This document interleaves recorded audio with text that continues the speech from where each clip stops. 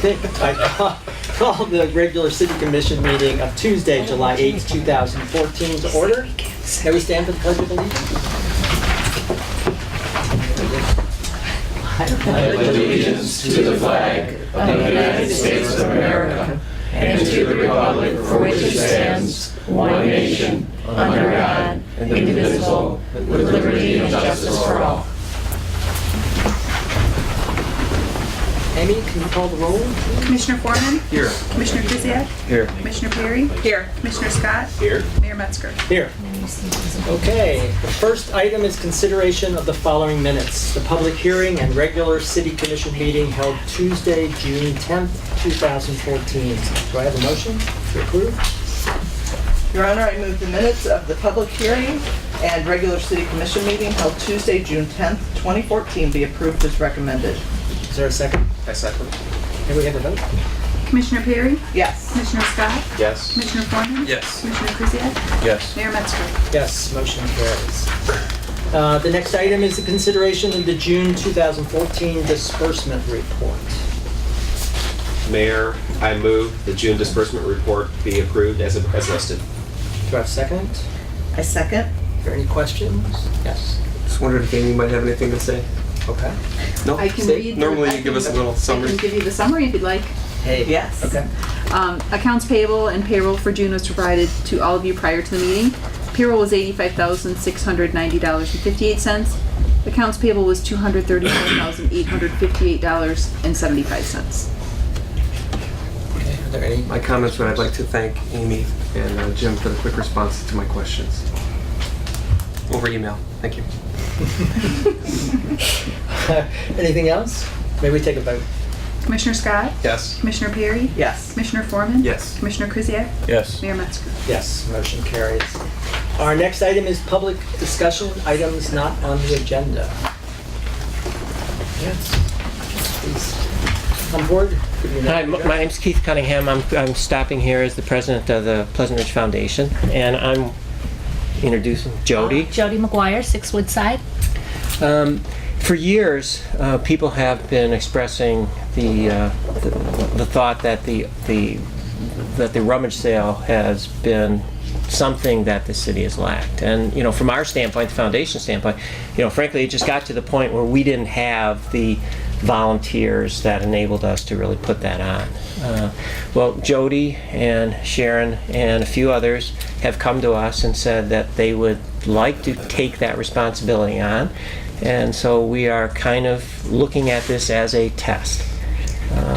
And there are plans for people to drop off items over the next X amount of months, and we'll see how it goes. And if it's something that the city supports, then I think the foundation will be behind it and supporting it. But that's kind of where we're at right now. It'll be volunteer based. We're very open. We want to grow the volunteer numbers as time goes on. The group of us have been meeting with some regularity with Keith and Foundation support for the last few months. It's been in the talking stage for almost a year now, so we're getting excited it's coming to fruition. The Ridger is a little out of sync with some of our plans that are in place. What we're going to do is this Saturday, July 12th, from 9 until 12, I guess, 12-ish. We'll do our first drop-off. So we're doing mostly clothing. It's going to be a little different than those old-timers like me, that it was like anything under the sun. Yeah, we don't we want don't want- trailers, we don't want automobiles, we don't want cars, we don't want, No you know, sofa big beds. electronics. No, it's really going to be scaled down to clothing, to linens, you know, very small kitchen-y things. So we're going to be, you know, very willing and happy. The first donation, like I said, is Saturday at the DPW. We've been bequeathed a little spot in the DPW, so be kind to us. We're going to try to make it look like a little resale shop, you know, heaven help us. Anybody have ideas or anything for the infrastructure of that? You know, anything that would make it look cozy and user-friendly. But we're getting excited. The Ridger will be more specific. about what our mission is, that all the monies are going to the foundation. We are so very, very comfortable and always supportive of foundation-based projects and what they feel we will all benefit from. And what we'll do is the second donation date, we're going to tweak our Ridger article, Scott, where are you, to August 8th, which is the second Saturday, will be our second donation date, be 9 to 12 also at the DPW. So we'll do a couple of donations. We'll see if we have enough merchandise to really make a go of it. And if it looks like we have enough to kind of open our doors and do a celebratory, we're open for business, we may be doing that in the spring. We don't have heating per se, so it's going to be a warm weather venture. So if hopefully, in the fall. So hopefully in the fall, we'll have some splashy, fun first time around, and then gather items and start again next spring. So that's kind of the So the big it's basically picture a and- test at this point to see how receptive people are, if they're Yeah. willing to volunteer and donate at a manageable, reasonable level, then it may be something that actually happens. If not, we will just move on and stop having that discussion, which is not a bad thing also. So, In the group, we don't really wanna view hear it that way. We say, this is just the... hey, I don't know what's Those gonna happen. nonverbals, man, they're gonna hang every time. This is just the beginning of something successful. It's Okay. gonna bring the community together Okay, like it did I back will in the modify my day. comment. You do the accounting and all the infrastructure for us, and we'll take it from there. Girl power. Soon Yeah. Keith will be driving the truck and Jim will be picking up, right? Yeah. Listen, a lot of us started that way, Yeah. hanging at the end of the truck, so it's a good place to be. Yes, sir. Mr. Mayor, question. This is for Jim. Jim, can we get that communicated via e-blast for the event? Yeah. And Yeah. on the website. On my web. Yeah. Done. Check. That'll be on the website. If we do the e-blast, it's there. Yeah. You can link to it. And I'll do a Facebook communique, e-blast, and then we'll have the Ridger as a tertiary. Yeah, Great. it's happening. Thank you. you. Thank you all. Good. Thank you. Thank you Thank for you. your support in advance. Thank you. Hi, Mayor Metzger, Commission. I'm here this evening to kindly ask for you to consider the library services that we provide here in Pleasant Ridge. And the reason that I bring this up is from my own personal experience in my family. I moved here 8 years ago and began with the Huntington Woods Library, getting cards for the family and learning about that library. And in a short period of time, I realized that it wasn't really meeting the needs for my family. And as far as the quality of the books, the selections, even the services in general. And in talking to a neighbor of mine, she had suggested that I try the Ferndale Library, which I wasn't aware that it was open to us at that time. Coming from the city of Detroit, the Detroit Public Library is all that it was a separate library system, and we could only participate in that library system.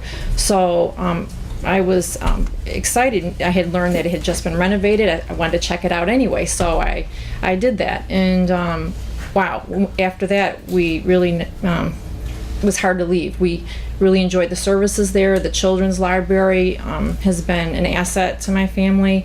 They have a full-time librarian in that section, which isn't the case over at Huntington Woods Library. And I just feel that it kind of came. I've been thinking about this for quite a while, and after during this past year, reading about the financial situation at the Ferndale Library, it troubled me because I really think it's an asset, and that if people aren't enjoying it or taking advantage of it, they really should. It's a wonderful library, and to me, I think it's being part of the Ferndale school system, that it would be a natural partnership to have our library services in Ferndale as well. I mean, our children going to Ferndale Public Schools, the library should be part of that relationship, in my opinion.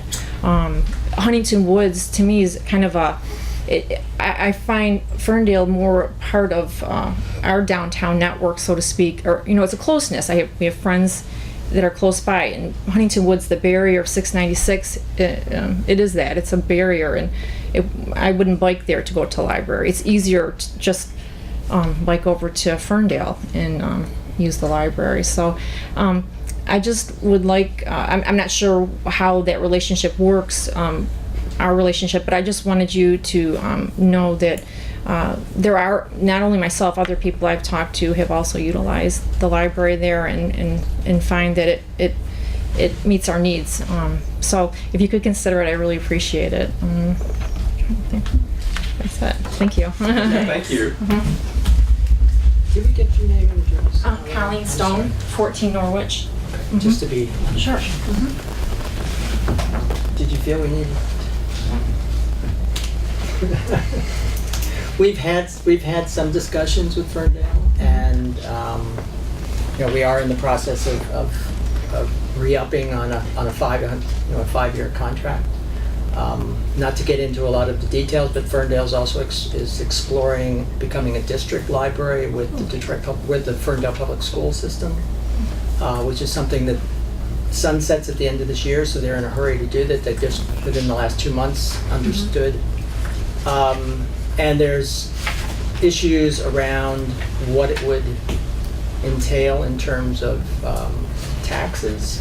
Right now, we're going to be asking for a 0.49 mil tax for our libraries. Right now, that's what we've had. It's been backed off because of Prop A and Headley, but now we're going to be asking for that to be renewed.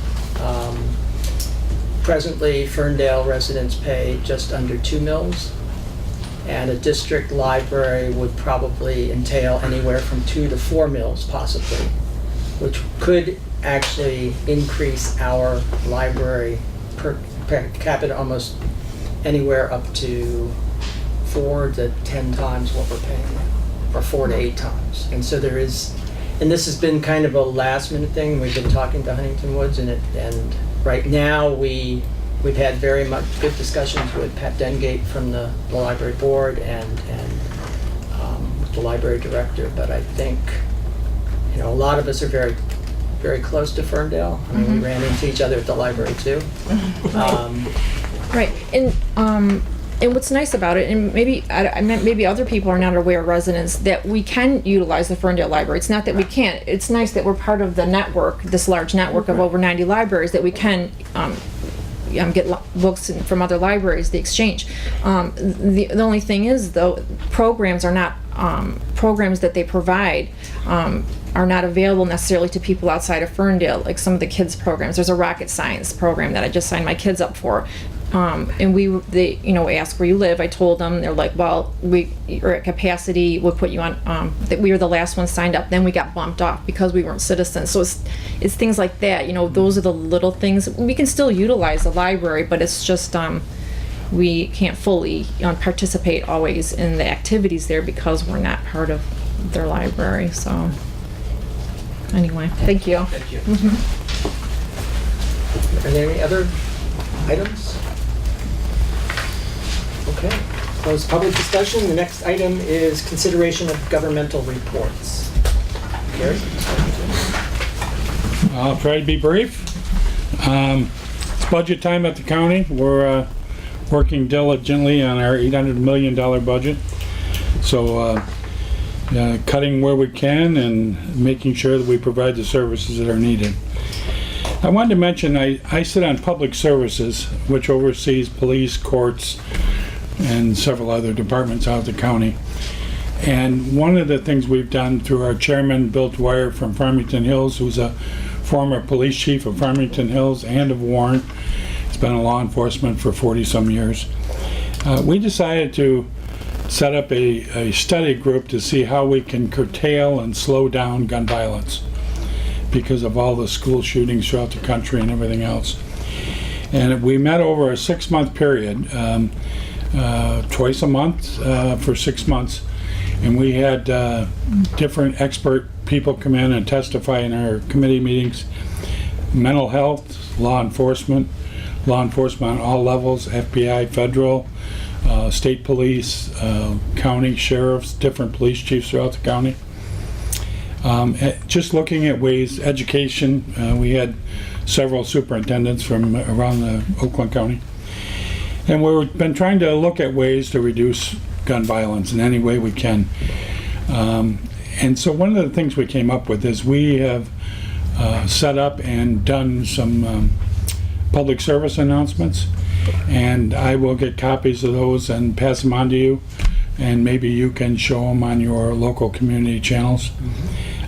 Just a way to, some of the ideas is to work with mental health, try to prevent it before it happens.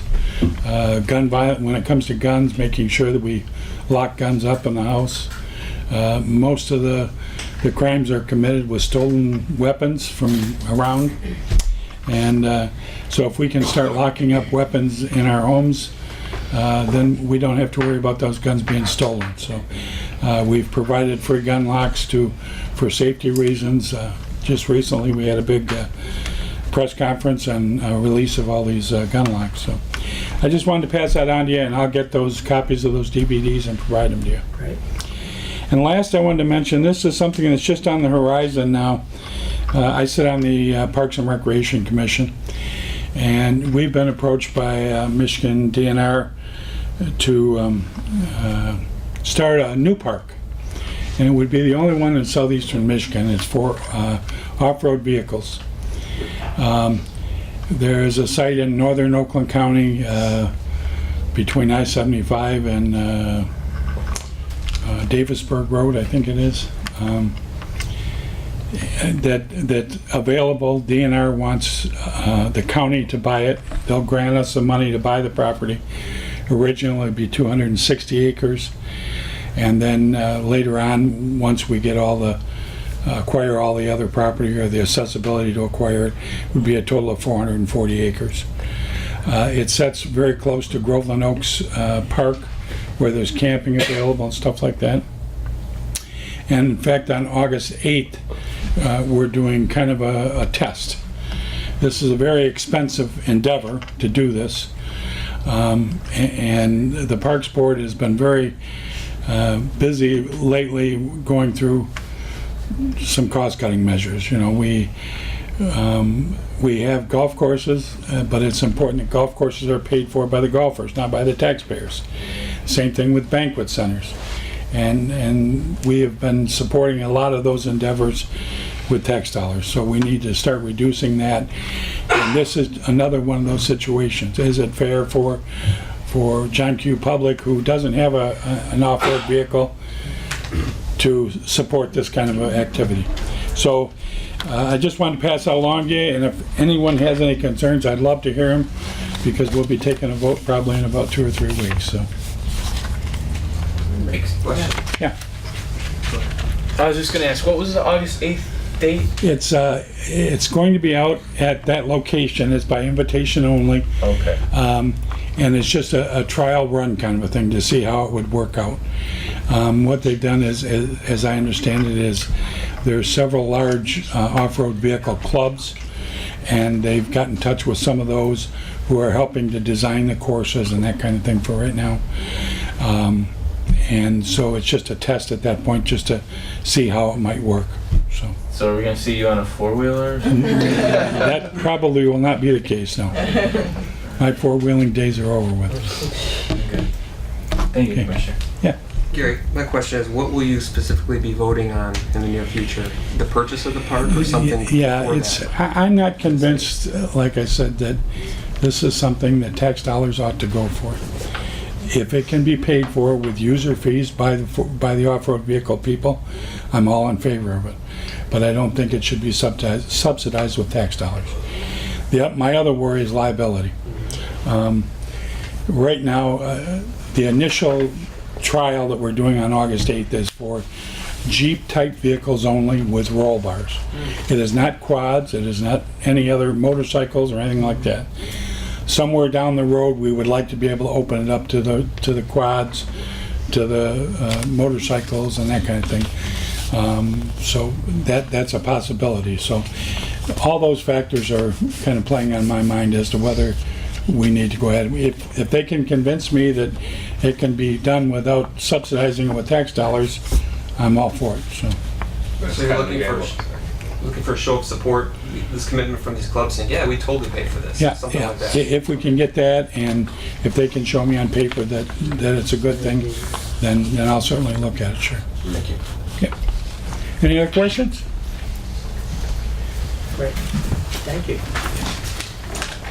Karen? Good evening, Karen Toomey, 12 Poplar Park, but in this capacity, I'm here on behalf of the Ferndale Public School Board. And what great residents to be following. Looking first at Jody and the foundation, I can't express enough gratitude that we feel in the district for all the grants and such that they have provided us over the years. So I would like to point out and remind that we do have many strapping young people that may be available for some community service time this summer, especially as we are starting a new honors program at the high school. And so that, along with the already established NHS students that exist, there should be many students looking for community service. So if we need to make connection afterward, I'm happy to help that happen. I also think about what our commissioner was sharing with us as related to gun violence and safety, and just want to tell you that the bond dollars that you helped to pass are hard at work this summer. We're doing many improvements, and some of them having to do with safety. So thank you again for that. I came to you tonight because I think that sometimes we forget what is happening with our students over the summer. And so I just wanted to give a little snapshot of the culture of Ferndale Eagles over the summer. So one of the first things that our Eagles were involved in was this fantastic program called Triple Threat. It's a performing arts camp where the kids get together to learn music and dance and theater performing. And so we had many students of all ages congregating at the high school to do, I think it was 6 different plays they were participating in, so that was pretty fun. They're of course at all sorts of camps having to do with sports and Boy Scouts, band camp, orchestra camp. There's also camps as far as way as Finland, Indonesia, and France. As you are aware, Commissioner Krisiak, we have a very live CISV cohort here in the district, so that's been really fun. We also have a Spanish class that has been welcoming and hosting Spanish kids in town. We have soccer coaches from England. And I think that many of our streets were graced by some active STEM students these last couple days going around collecting bottles because they're raising money to go out to California on a big STEM trip. So lots of things are happening. This is happening as our graduates, some of them who receive foundation dollars for scholarships, are going off to their great universities. We have students who are even in groups such as the AmeriCorps. So great things happening with all of our kids. I also wanted to, if you are on our Facebook page, you know that I'm a little bit incessant about a certain meeting that's coming up tomorrow night. So we have Youth for Understanding representative coming here to the Pleasant Ridge Rec Center tomorrow night at 7:30. Before that, they're going to be at the Ferndale Public Library at 6 o'clock. So if you are interested in learning about how to host an exchange student, you may host an exchange student by coming to a meeting either at 6 o'clock at the Ferndale Public Library or 7:30 at the Pleasant Ridge Rec Center. And I, as many of you may know, was a host family to Giuseppe last year. It was a fantastic experience. We are also preparing to send students away overseas. We have one student who is about to go to Argentina, and this is as we are welcoming another congressional scholarship student back from Germany. So lots of exciting international things are happening. And so that's just a little bit about who we are in the Ferndale schools as students and residents. And of course, we do have enrollment happening right now. You may head over to Harding if you are interested in enrolling in any of our K-12 programs. I also would like to stress that we do have many preschool programs. I was just sitting with a lovely young woman at the pool the other day, and she was telling me how she had picked her preschool based on the fact that she needed something that was right off of 696 on the way to her job. Well, it just so happens that Harding is right off of 696 and on their way to many people's jobs. So if you are looking for childcare, please do know and consider that we here in Public School Ferndale are trying to be a whole family service district, and so we are facilitating your childcare needs from the very beginning up until 12th grade, and actually we also have great adult ed programs as well. But what I'm really excited about, and I think many of you have already heard about, is we do have a new superintendent in town.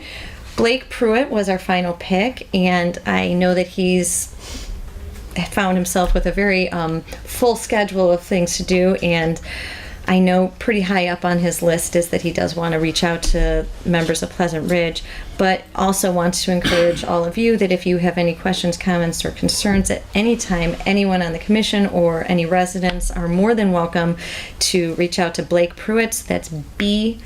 Pruitt, so BPREWITT at ferndaleschools.org. It's actually pretty exciting that one of his first priorities he was talking about is when you call the Ferndale Public Schools, your first choice should be to reach the superintendent. He wants to be accessible, so that's really a priority of his. And then the other new face we have in town, many of you have been accustomed to contacting Stephanie Hall. We now have a new communication and public relations director, and his name is Bill Good. So if anybody has any public relations that they want to be connecting on, please do contact Bill Good. His email is based off of his legal name of William Good, so it's a W Good at ferndaleschools.org. Any questions for me? Mr. Mayor? Yes, please. I have a question, of course. I would assume so. First off, Karen, thank you for the great report. Mine will be very short today, which I think will be widely appreciated. One thing I wanted to ask about that ties into the preschool program is the new daycare program. How's that coming along? Any updates on that? I know that both Blake and Bill have been teaming on getting us some good marketing and communications on that. You will be so pleased that that is one of their first priorities. So they have been meeting nonstop about how to get communication out. So I apologize that the communication from the district has been a little weak, but that's one of the first things that was recognized, and you can expect lots of communication coming. So I know they are planning to get brochures and everything out to us rapidly. And there's information that is on the website. When would you expect that program to be up and running? Fall. Okay. Absolutely. Come. Last one is Roosevelt. Probably a lot of us have seen some construction happening at Roosevelt. What exactly is happening with the cement there? It looks like an expanded play area maybe, or... So we have a there's lot fence of that's going on. completion of bond projects going, and tightening of the outdoor spaces to make them safer. So that's Some of that. Okay. some of that's going on, and that's happening at all of our sites. So if you go around to the buildings, admire your tax dollars at work, and also admire the many custodians at work that are having to clean up after some of that. So always give a nice little high five and appreciation to our hardworking custodians. Thank you very much. That's all for me. Any other? Thank Great, you. thanks, Karen. Thank you. Okay, I don't see any other governmental reports. Let's move on to the next is consideration of the city commission liaison reports. And we'll start with Commissioner Scott and the Historical Commission. Sure, just a couple of quick things. We're going to be voting tonight on a new member of the Historical Commission. This is Jessica Henson. And so we'll see that later in the meeting. So that's great news for the Historical Commission. And over the next short while, we'll be likely beginning some work on our historical museum. The funds from our recent home and garden tour will go towards making some needed repairs to that building. So we'll see that coming up as well. And I'm actually not sure the next date it'll be open, but I think it's dependent upon when the work for the building starts. Any questions for Commissioner Scott? Mayor, I do have one. Sure. The next Historical Commission meeting, is that correct that it's in September? It's in September. We don't have meetings in July and August. Thank you. Commissioner Krzyjak, Recreation Commission. Yes, thank you, Mayor. I know several commissioners and a mayor who will be happy to learn of adult pool nights coming to Pleasant Ridge it was discussed and decided that the last Thursday in July and August, that's July 31st and August 28th, will be adult pool nights at the Pleasant Ridge Pool from 7 to 9 p.m. It'll be open for that extended hour, and only adults will be allowed. So I have no idea what is planned for 18 and older at the pool, but our children will be asked to leave promptly And not allowed to peek through the fence. promptly at right? 7 p.m. So, no, I know there was some discussion about having some extended hours, and this is one of those first steps. And I know several adults who are looking forward to it. So, and for the kids, we have the Ice Cream Social. It's always a great event. It's coming up on July 16th. It'll be from 6 to 8 p.m. in Gainsborough Park. Last year we had Overvice who brought the goodies, and we indulged. It was a great evening. They brought a lot of ice cream, and it was a big hit. They're back this year, and I know it's always a great calendar event. So July 16th is the Ice Cream Social at Gainsborough at 6. The last swim meet is this Thursday, July 10th at the Pleasant Ridge Pool.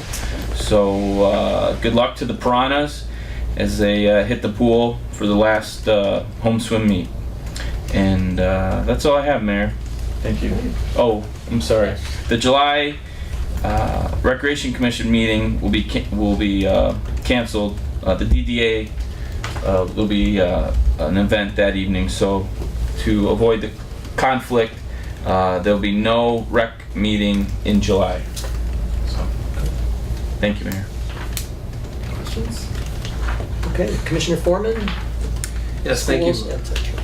As I said, my report on the schools will be rather brief tonight. Thank you very much, Karen, for that. The only thing I would share is that, as Karen mentioned, Mr. Blake Pruitt was selected as our superintendent. I just wanted to say that I really noticed and appreciated the energy and enthusiasm of the entire school board and the many residents that attended these different interviews. They were very, very excited about this candidate, and it was very clear from the school board's reaction that they didn't plan to vote that night to approve Mr. Pruitt as the choice, but after going through this whole process, they all collectively decided, I feel that strongly about it, I feel that good about this candidate, let's just vote on it now and get it done. And I thought that was a really great sign for us, strength for the schools, and I really appreciate all the time that I know you all have had to put into that process, and thank you for all that. Thank you. And can I just add, I think the thing that really made our mind up, because we really did have a pool of very strong candidates, when Mr. Pruitt toured the district, our email boxes just immediately started filling. Hire him. So when it was that resounding of consensus, not just on the board, but from the community, it was a very clear choice. So I agree. I think a lot of appreciation and gratitude has to be put out to our community and our fine staff, because they really helped with the vetting process, and I think we picked a good one. In fact, I know we picked a good one. We went out to Armada to see his site out here, and I could just talk about how pleased I am with Blake Pruitt forever. But, one of the things that I think was so touching is we were really almost apologetic on our site visits. Sorry, we're stealing him from you. That must be really terrible. And they looked at us as though they didn't understand what we were saying in some ways, because they said, well, we as an organization always believe in facilitating everybody's growth. This was his goal. We wanted to help him get there, just as it was our high school principal's goal to get to his seat, that we always need to be facilitating each other's growth together, and you need to always be strengthening the organization as a whole. And I think that culture is something that we're going to see immediate return on. So I'm very excited. Thank you. That's all from me, Mr. Mayor. All righty. I love him. Commissioner Perry, Planning and DDA. Well, the Planning Commission and DDA met on June 23rd. The Planning Commission is working right now still on the master plan, and they are scheduling it they're working towards a schedule for final approval. And the next steps are, currently actually, right now they're doing, they're reviewing the completed rough draft, which, so they're going through and looking for any details, anything that they'd want to change. The rough draft of the master plan is available to everyone right now at theridger.org.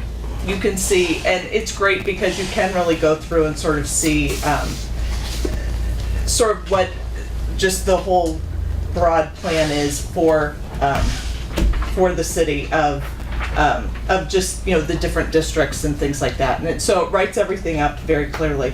The next step could be a 63-day comment period. So if if in July, if the rough draft goes well, the 63-day comment period will have public accessibility for everyone, which which will still be on theridger.org, and then also other cities and other planning places, commissions may look at it as well. Without any major changes, the Planning Commission could send that to the City Commission for approval in October and November, possibly.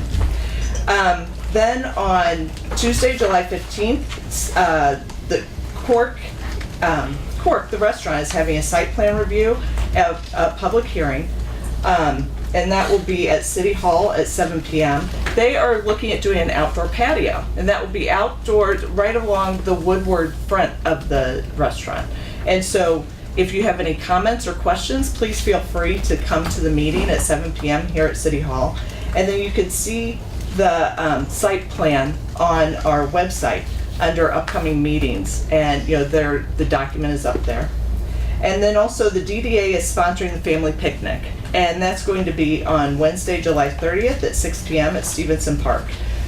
It's a great event for families. It has everything from a bounce house. There'll be a magician. You can buy food for the families, and there'll be other live entertainment as well. So it's always a great time for all the families. So come if you can, 6 p.m. at Stevenson Park. Thanks. Any questions? No? If I may? Yes. Just to add, one thing that's sort of happening on the periphery for Pleasant Ridge that might come to the attention of the DDA is all of the work around the state fairgrounds.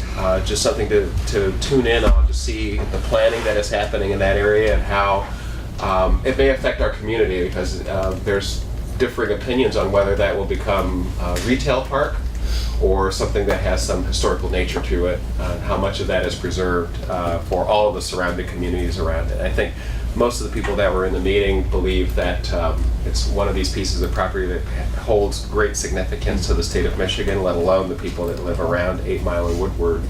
So it's just something to tune in on. I'm very curious to see how this develops with the company that is charged to follow it as Magic Plus, Magic Johnson's company, who does all kinds of interesting big projects. But the way that it's shaping up right now, it's very much feels more retail-y than historical. So I'd say that if you're interested to see what happens to that property, just tune into it. It's on the periphery. It may affect our transit plan. It may affect all kinds of things for Pleasant Ridge that seem unimportant to us now, but could become important. Mm-hmm. Thank you. Mr. Mayor, if I could just ask a question regarding that. I know a few of us were talking about attending that event. I think it was June 26th. Mm-hmm. I don't know which of us ended up going. I know I couldn't make it, but 3 of us here. I wondered, is there anything you guys took away from it? Any feelings about it you could share with us? You can start. Sure. So I try to do this unemotionally. My impression is that they do not place a high importance on transit as part of the proposal, because from their perspective, transit belongs to the state of Michigan or a transit authority, and it's not really their purview. It's a bit of a cop-out from my perspective, because of the size of the property. It's roughly the size of Pleasant Ridge. So they have a large opportunity to develop something that could be very special and connect the various routes of transit around 8 Mile and Woodward if it is planned properly. But they haven't done that yet. The other observation is that it seems to be they're relying upon their sources of businesses that are cooperating rather than planning out an idea and then looking for businesses that can support that idea. And that, I think, is a way to do it. It could be successful if you fill it with Targets and Petcos and things, but that's not necessarily honoring the significance of the land that property will sit on. And because of its size, it could very easily be as big as downtown Royal Oak. So they have the opportunity, if you've not done this, take Ralston Street off of Woodward, and that feels very much to me like Washington or Main Street going into Royal Oak. So they have an opportunity to build something larger than just a retail center, or even just a transit center. It could be something rather significant. I think a lot of people felt the desire to preserve some pieces of architecture that are on the site, and that was not a part of their proposal to date. So the bigger decisions, I think, are yet to come, and I suspect that between now and January we're going to hear some more. But it's going to be a challenge for that to become something more than retail because of the business that has been asked to follow the property for the state of Michigan. That's my perspective. Yeah, and that's good summary. I think one thing we found was that it's been a very active local community-based groups, in Palmer Park, Sherwood Forest, University District. They've all kind of come together recognizing the importance of this. And this has been going on for almost 2 years, these meetings, and yet I found I was amazed how little information this group was providing. Why this meeting was even called, the lack of information in these sketchy descriptions of what was going on, and their a piece of residential and a piece of, and this is where we're going to have a little park in the middle that's going to be like 1 acre out of 157 acres, like that's going to be the center point of the whole. And this whole idea of transit, and the fact that the developer said, we don't really have any contact with the state, we really can't engage people, which the community said, wait a second. First of all, the Michigan Land Bank had deeded the land to them, so they've had involvement. They wouldn't even acknowledge that they had any connections with the state of Michigan at all. They didn't feel that they had the right to talk to the railroad. They didn't feel that they had the right to really put together a transit plan to start to promote that. It was kind of taking all responsibility off their shoulders and saying that, well, we've tried, we've kind of made some contacts, nobody's gotten back to us, instead of really trying to push it. So I think luckily the community is a very strong, very outspoken group. Mark Johnson, one of our residents, is very much involved in that, and a number of other people. Very strong, the preservationists and a number of others who feel that the importance of it. So I don't think they're going to get away with anything. They're going to be watched. But it was just, they said that people saw these little sketches that I think I could have drawn, and I'm not very good at drawing. That was that kind of detail. And yet they said that the Smith Group was involved, Parsons Brinkerhoff, which is the main alternatives analysis of transportation, that these people were all part of it, and yet you certainly didn't feel that any of that was represented in what they were presenting. And I was surprised that there was nothing to honor the property. For example, they had put a sort of a town center on the plan, but I would have imagined something like a little market, an entrepreneurial market, to honor the history and the purpose of the property going back 160 years or whatever it goes back to. So those are the kinds of things that were lacking to me. It felt very. It felt as though it could be anywhere. It could. Well, that's the thing. It could be anywhere. Right, not utilizing it, the historical buildings, which or has some financial value to them to utilize what it means historically as well, or for it to be, it could potentially, effectively be uptown for Detroit. Right. It's that big of a piece of property.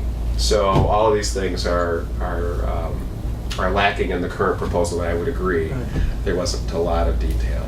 No, it could have been dropped in the northern township, just kind of here's attractive land, we're selling off the farms, go ahead and build a residential and a commercial space.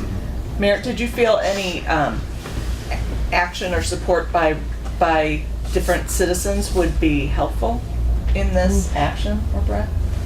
In trying to help preserve sort of some of the history? Well, Magic Plus did extend sort of an olive branch that said, if you have personal input, don't be shy, provide that input. And that was their intent for having the meeting, is to get more input from citizens, to take that back and to digest it and to adjust the plan.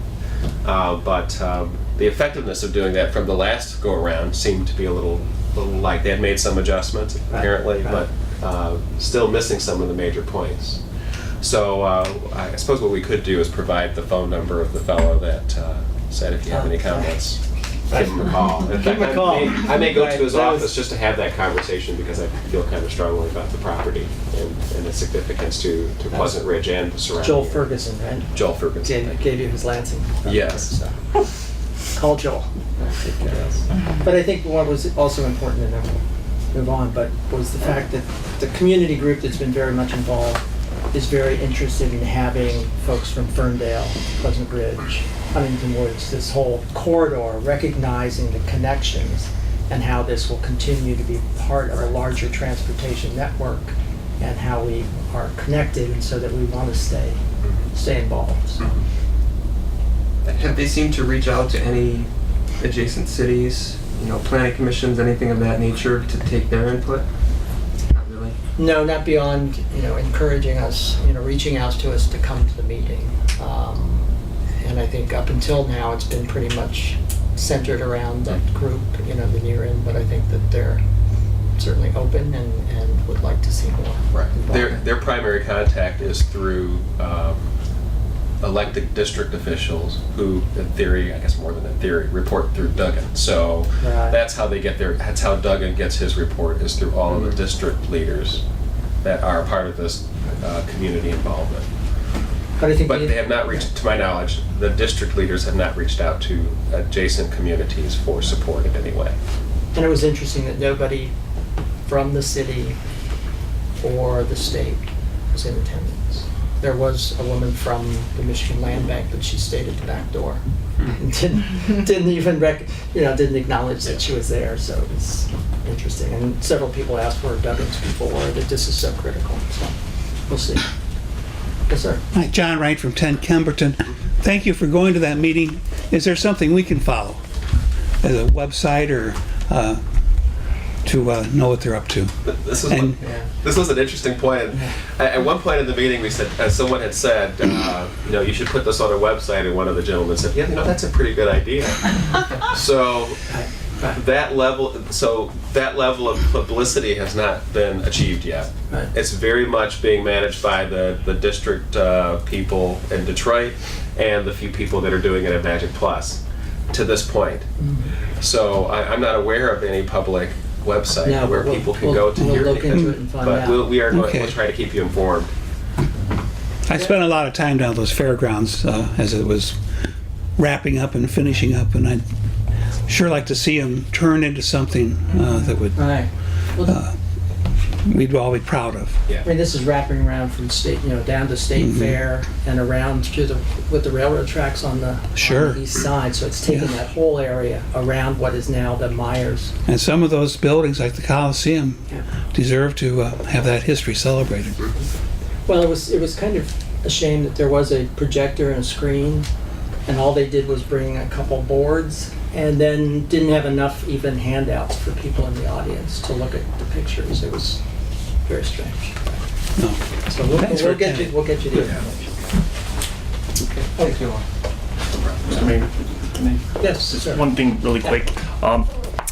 I know that people watching at home and the people in the audience might see a new face at the table, Mr. Greg Need, who is acting in place of Charlie Cooper, who, as many of you know, had a medical issue and had to have some surgery, so he's going to be out for a little while. Mr. Cooper's at home, doing well, but he will be out of his attorney chair for a while. And Greg has worked with the city on a number of other items, and he was kind enough to fill in for Charlie. And I just wanted to mention that before we moved on to the meeting any forward. And I talked to Charlie's wife. I'm sorry. No, I talked to Charlie's wife this afternoon, and I had told Jim that I was going to say something during the meeting sometime about that, because I know some people were concerned, and Charlie's wife and family sends their best to everybody, because they've had an outpouring of support, and they're trying to just catch up on thanking everybody. So I just wanted to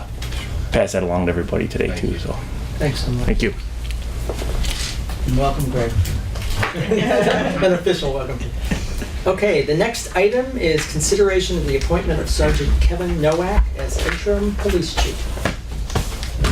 Thank you. Well, as you know, Chief Carl retired, had his send-off last week. So we wish him all the best in retirement, and he's still a fairly young man, so I'm sure further adventures await him somewhere else. In the meantime, Kevin Nowak is our sergeant of police here, and so we're asking to name him as our acting chief of police. Just by way of some background on Sergeant Nowak, he spent 4 years in the Dearborn Heights Police Department. After that, he moved on to Garden City, where he was in the department for 20 years. Worked his way up through the ranks there, started out as a patrol officer, moved on to the Traffic Bureau, was then assigned to the Metro Street Enforcement Team, which is a plainclothes unit comprised of officers from Garden City, Westland, Wayne, and Inkster, investigating high-profile crimes and assisting detective bureaus. So he has many stories from those years. He was also on the SWAT team at that time. Then he took the test for detective sergeant, scored number 1 in the department on his detective sergeant test, and assigned to the detective bureau after that. In 2000, Garden City started their own special investigations unit, and he was chosen to lead that unit due to his previous plainclothes experience, while also still working in the detective bureau there at Garden City. 2003, he was promoted to lieutenant, assigned to road patrol, overseeing command responsibilities for the department there. And then in 2004, when early retirements were offered, he jumped at the chance for a good deal. Garden City's loss and our gain when he came here in 2006 as a part-time officer. 2008 became full-time. Last year, then promoted to sergeant. So he's been here for 8 years. So we're very happy to have his experience in all of those various duties and roles in law enforcement over the years. And so we're placing that before you to name him as the acting chief.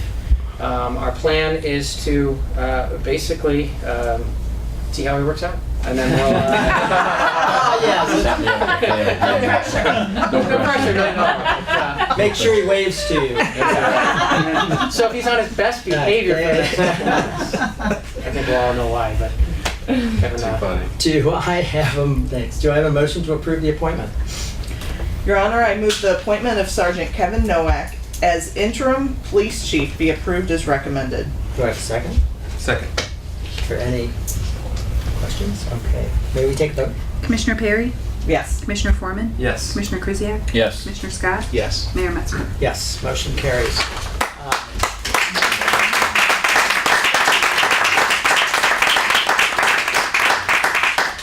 Chief, you were so eloquent at the retirement party for Chief Swiskowski. Did you have any comments?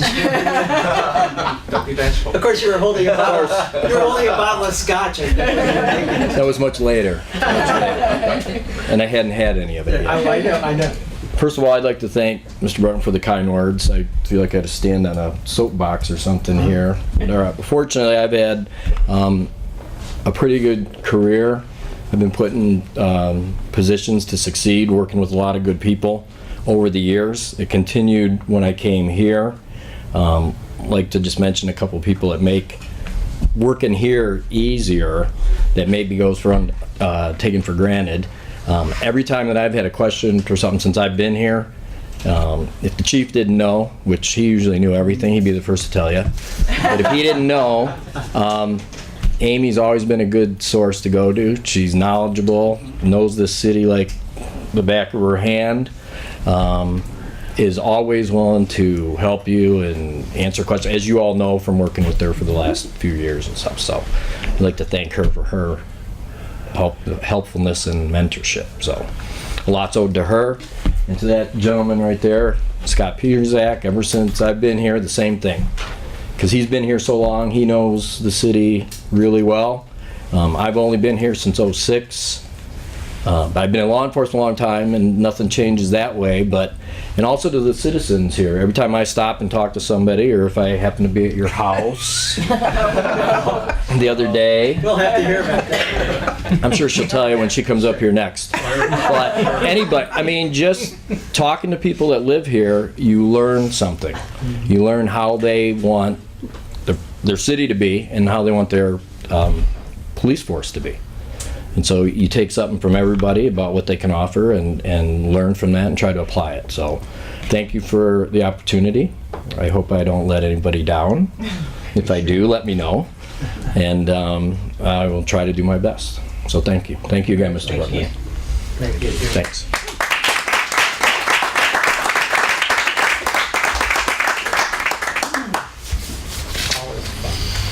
Okay. The next item is consideration of the report by the Pleasant Ridge Citizens Advisory Committee. And I know Jane Mikulski will be making the presentation, I believe, but I also wanted to recognize Tom Schroeder, Dan Carmody, and Sharon Barrett. Yes. Back in the back.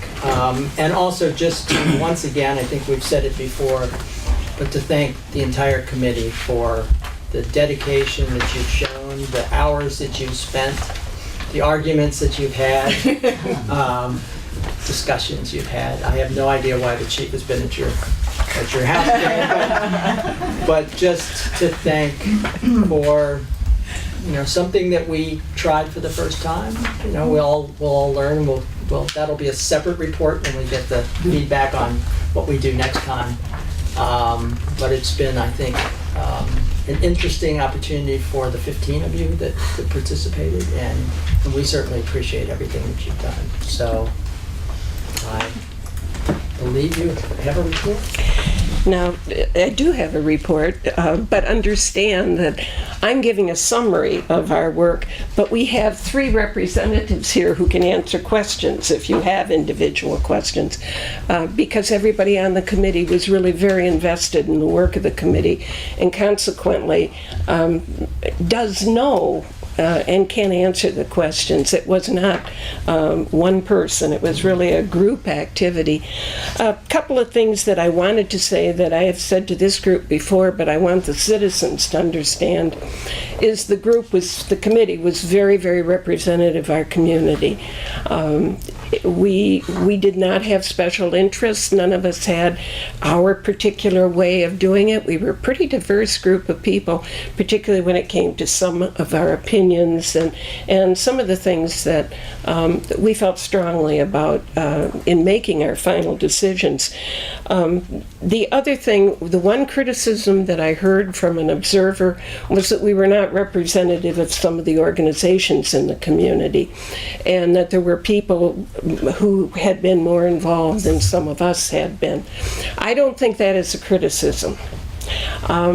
I think that the part of the strength of the committee is that a lot of us were people who have been involved in the community, but not in a traditional way. We may have been in organizations, we may have been active in our neighborhoods, and some of us certainly were active in the foundation. Sharon was, Mike was, but we brought in a kind of a fresh look at things. We were not representative of just a segment of the community, but I think much more representative of the entire community. As you know, we met from February until the middle of June, and one of the things I'd like to go to in the report, and I'm going to try to keep this as brief as possible, but although the commission and the mayor, city manager have all seen the report and have had workshops on the report, the community members, citizens, have not had any of that information. So I just want to take a minute to highlight a few things. And I'm looking at Appendix 1 in our group, which are in our report, which are the quality of life issues that really are issues, may be the wrong word. Maybe they're the enhancements of living in Pleasant Ridge. But I wanted to call your attention to this because one of the first things we did as a committee was, besides gathering information from Amy, from Scott, from representatives from Plant and Moran, we had an incredible amount of information, was then to talk about, before we decided what kinds of enhancements there might be needed or what kinds of things might be tweaked and even possibly redesigned in order to save money. We talked about and we went through some exercises on what's most important to us. And I want you to notice that just having had our interim, our acting police chief here, number one thing on our list was our own police department. People in Pleasant Ridge, at least as represented by that committee, are very happy. Also, the rescue and fire service from Ferndale. All the items in the appendix are listed in the way in which they came out when we did one of those little put your dots up and vote on what are the most important things. As you go through it, some of the items, and this was asked of us at one of the workshops, some of the items would require additional revenue. And I think, for instance, maintaining and, if possible, increasing the tree program in the city, the sidewalk program, to replace sidewalks, not just when a street may be repaired, but to make it part of an ongoing improvement program in our city. And while we have some suggestions about that, we also recognize that it would be a cost for the city as well. And the other is just the maintaining of all of the activities and the things that we believe make Pleasant Ridge a special place to be. So I wanted to let you know, we start off on a high. We start off on a positive note with all the things that we really appreciate in the city. We also felt very good, and I think this should be noted, that the previous administration over the years has done a remarkable job in keeping this city financially sound, in it being able to maintain, even during a time of downturn, economic downturn, being able to maintain services at the level they have. It's unusual when you read in the paper the number of communities that are now paying for some of the cuts that they had to make during an economic downturn. And when money from the state is being cut and finances are not all that they once were, it's really a compliment to the people who have been in government in this city for the kind of way they have managed the city and how we find it today. The one thing that we didn't have in making our choices that we're aware of is previous administrations, and I've heard Scott talk just, I guess it was last month's commission meeting, about having to push some of the projects, long-term and infrastructure projects, push them back, keep pushing things back. That was a money-saving technique at the time, and eventually that catches up with us. But my point in bringing it up is that in doing our report, we did not have the information about how much those projects may be, because we, as the city government, the people managing our city, knew we weren't going to be undertaking those projects immediately. And I think of some of the repairs to the pool, the leaking roof at 4 Ridge, the road construction and repair efforts that have been undertaken. Because they weren't going to be in an immediate annual budget or placed immediately in an annual budget, the projections for costs were not available to us. And I assume what a government may have looked at 5 years ago is going to cost more now than it did then. So some of our recommendations, particularly about cost saving, as you've looked at them, you may feel that, well, it doesn't cover everything that you would like to get done or that you feel the citizens are asking you to get done or that need to be done, and there are some needs. So, but other than that, we had all the information in the world available to us, and we even looked at the surveys that citizens had done in preparing for the master plan for the city and for the recreation department. So we recognized we were representative of a community and not just of our block or our particular neighborhood. So taking that in and putting it into the context of how we would look at revenue, some of the things that we feel strongly about, one was that prior to asking for any additional revenue, the committee is recommending that you look at all of the recommendations that we have put forth for possibly saving money. And I know that in our workshop that we had with you in early June when we first presented it, that was already being done. On that night, it was obvious that all of you had read the report, had questions, comments, or suggestions, and that Jim, having been on the job, I think, a week at that time, had also gone through the report and done some homework on it. So speaking for myself and as chair, I really do appreciate it.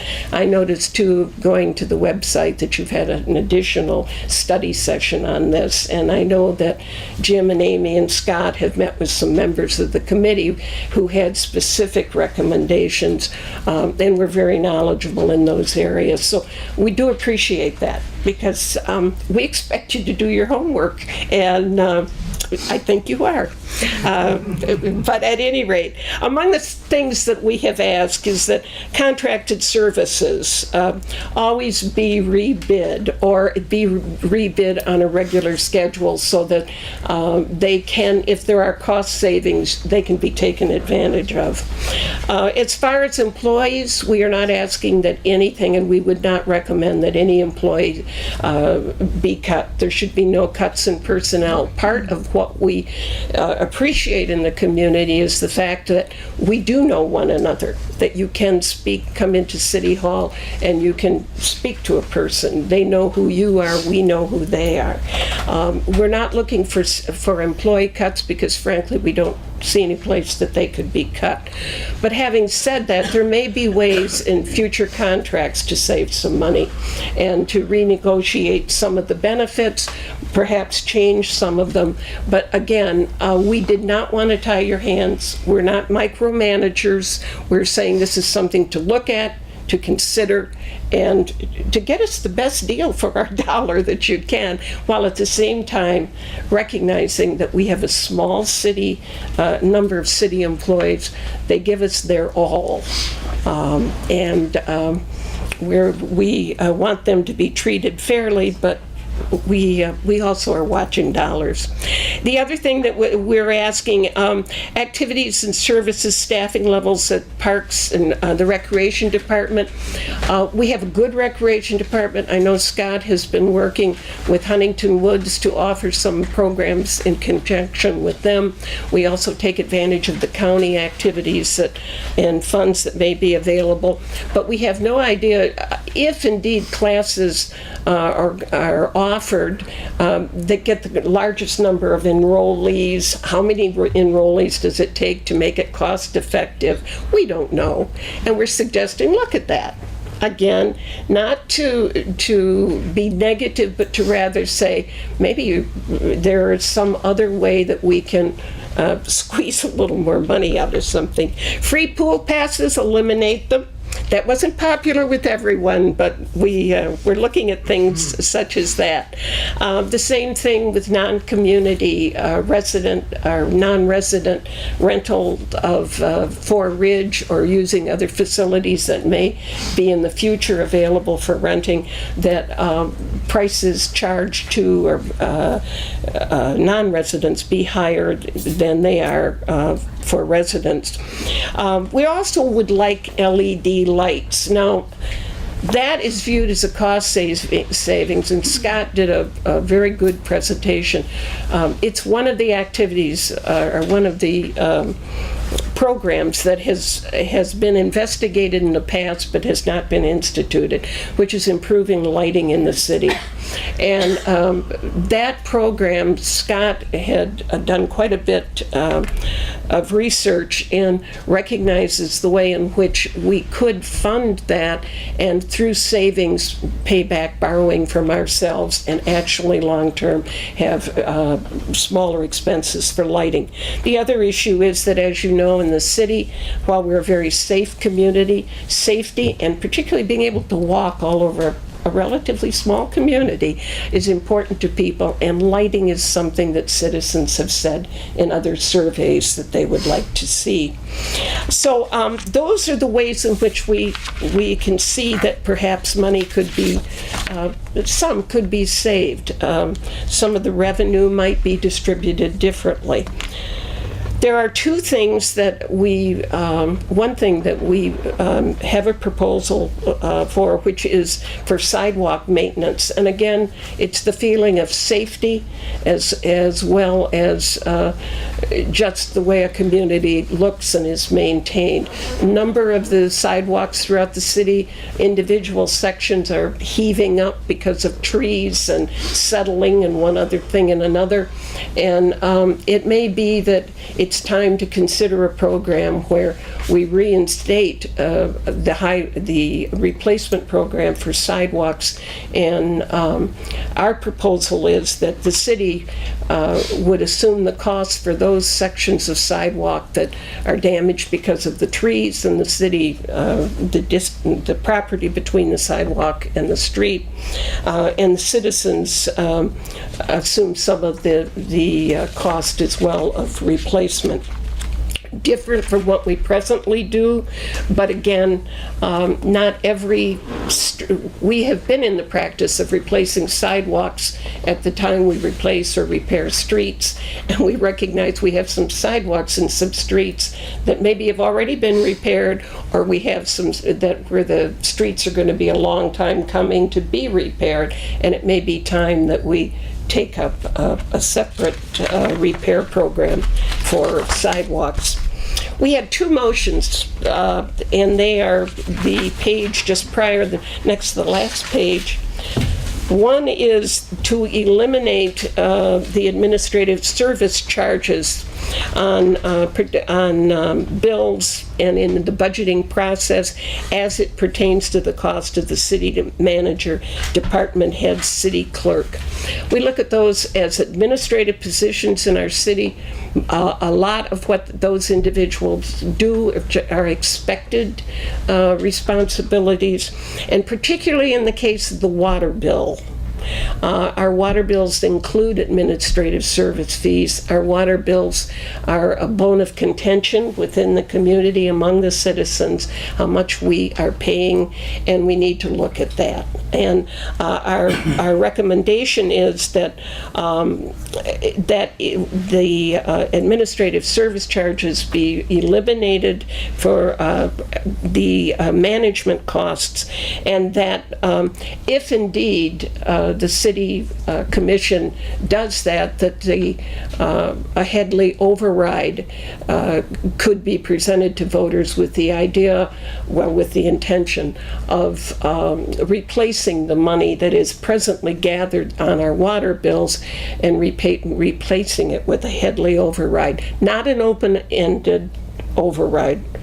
We're looking at an amount that is approximately $260,000. So we're not looking at a major override. The advantage, of course, is the water bill goes down. Yes, we would be still paying, but not as an administrative service charge, but in our property taxes. And in this community, if you look at income, if you look at all of the information, the data we have about our community and our citizens, most of us probably would be able to take that off our income tax. So it'd be a little bit of a savings. You could still turn the faucets on and be comfortable doing that. And and then April 15th, maybe get a little bit back. So something to think about. Second motion is one that is in regards to parks, and particularly it came up in a discussion of Gainsborough Park.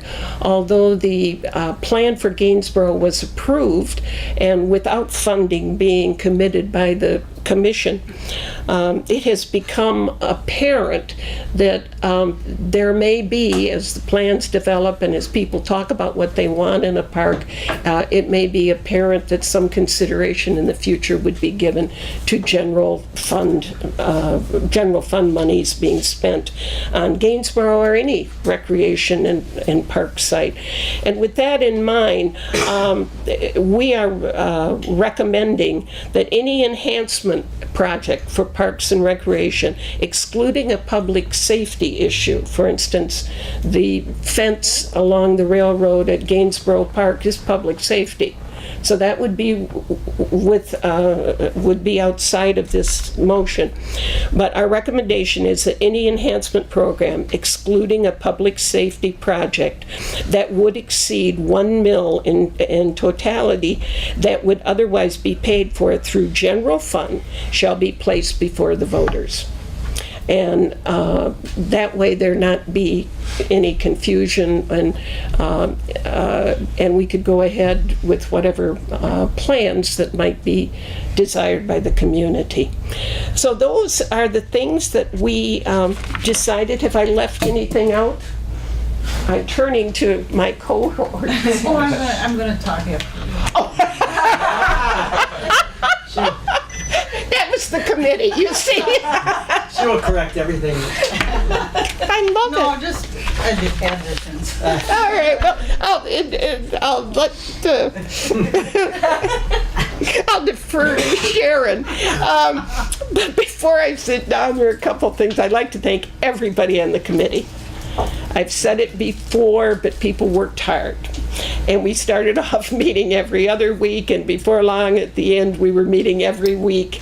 And we put a lot of time into it. And it was a good group of people. And I would hope, and I've said it to a couple of committee members, I would hope that some of them will apply in the future for the DDA and the Planning Commission and some other activities. Very, very exceptional group of people. So be thinking about them as resources. The second thing is I'd like to thank Commissioner Scott, who put up with us and was the voice of reason very often for us. And one of the things that Brett did at the end of the process that was very helpful is, as we were putting together a report and stumbling some on how to make it understandable to everyone who hadn't been immersed in the process, he reacted to it as a first-time listener to our final report, and it was very, very helpful. It really made the whole thing come together. Also, Amy and Scott, who I've mentioned before, just super. What they knew, what they were willing to share, what they anticipated our needs might be, even the desire that both of them showed to make us comfortable, being aware that when talking about city finances as city employees, we might become uncomfortable with them right there. And Amy quietly said to me, "We're not going to be at the next meeting." Now that may have been she knew the future of this meeting schedule and just thought, no, I'm not staying with this group. But it was appreciated and was very, very helpful for us. John Zeck, who was brought in as an advisor for the group based on the experience he'd had as city manager in other cities, was likewise very helpful to us. He met with those of us who put together the agenda and worked to kind of bring some highlights out of all of our discussions for an agenda. He worked with us weekly and was a really very good asset and very, very thoughtful. And again, thank you for inviting us all to have this great experience. And it's always nice to be invited to a party, and we enjoyed it. And last but not least, I want to thank Jim, because even though he'd only been on the job a week, he jumped right into our recommendations and was not afraid to ask questions, call or send emails. And one of the things that, as someone who had spent quite a bit of time on this project, that I appreciated was his very behavior said, I'm interested in what the citizens have found, and I want to better understand it so that we can all use what you've come up with. So again, I appreciate that. Are there questions?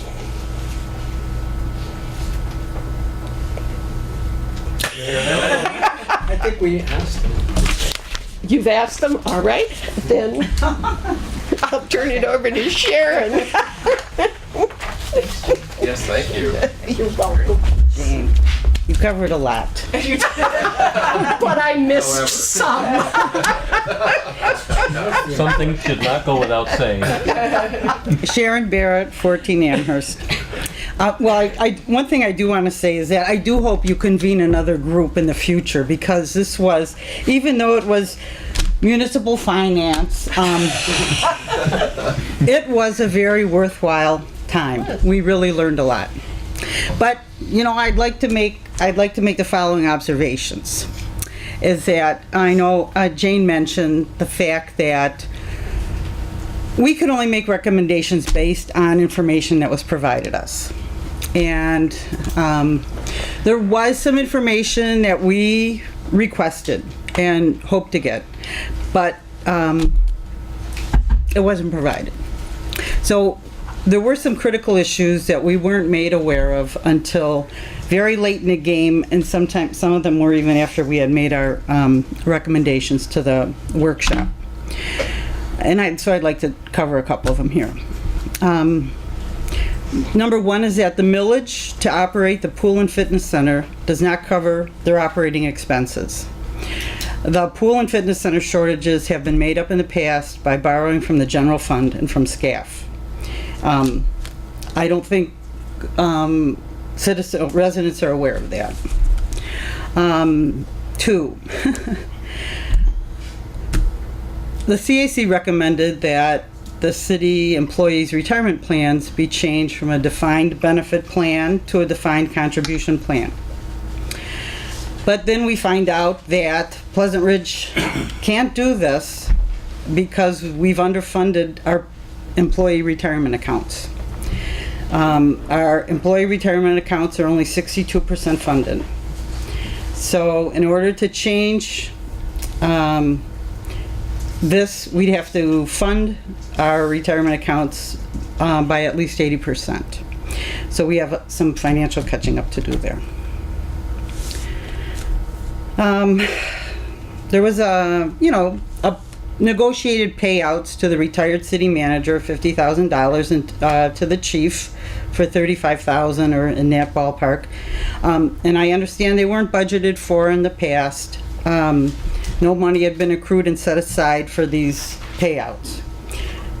I know the city had to pull it from somewhere, and we need to be aware that people will be retiring, and we need to accrue for this eventuality. And lastly, this is something I was so surprised to hear, is that because of financial constraints in our budget, Pleasant Ridge is leasing instead of buying a police car. It is a small example, but it says a lot about how our financial situation has impacted our operations. So I know this committee, we may have made different or additional recommendations had we known these four items that I mentioned. I don't know, but I did want to make them public. Thank you. Thank you. Thank you, Sharon. Thank you, Sharon.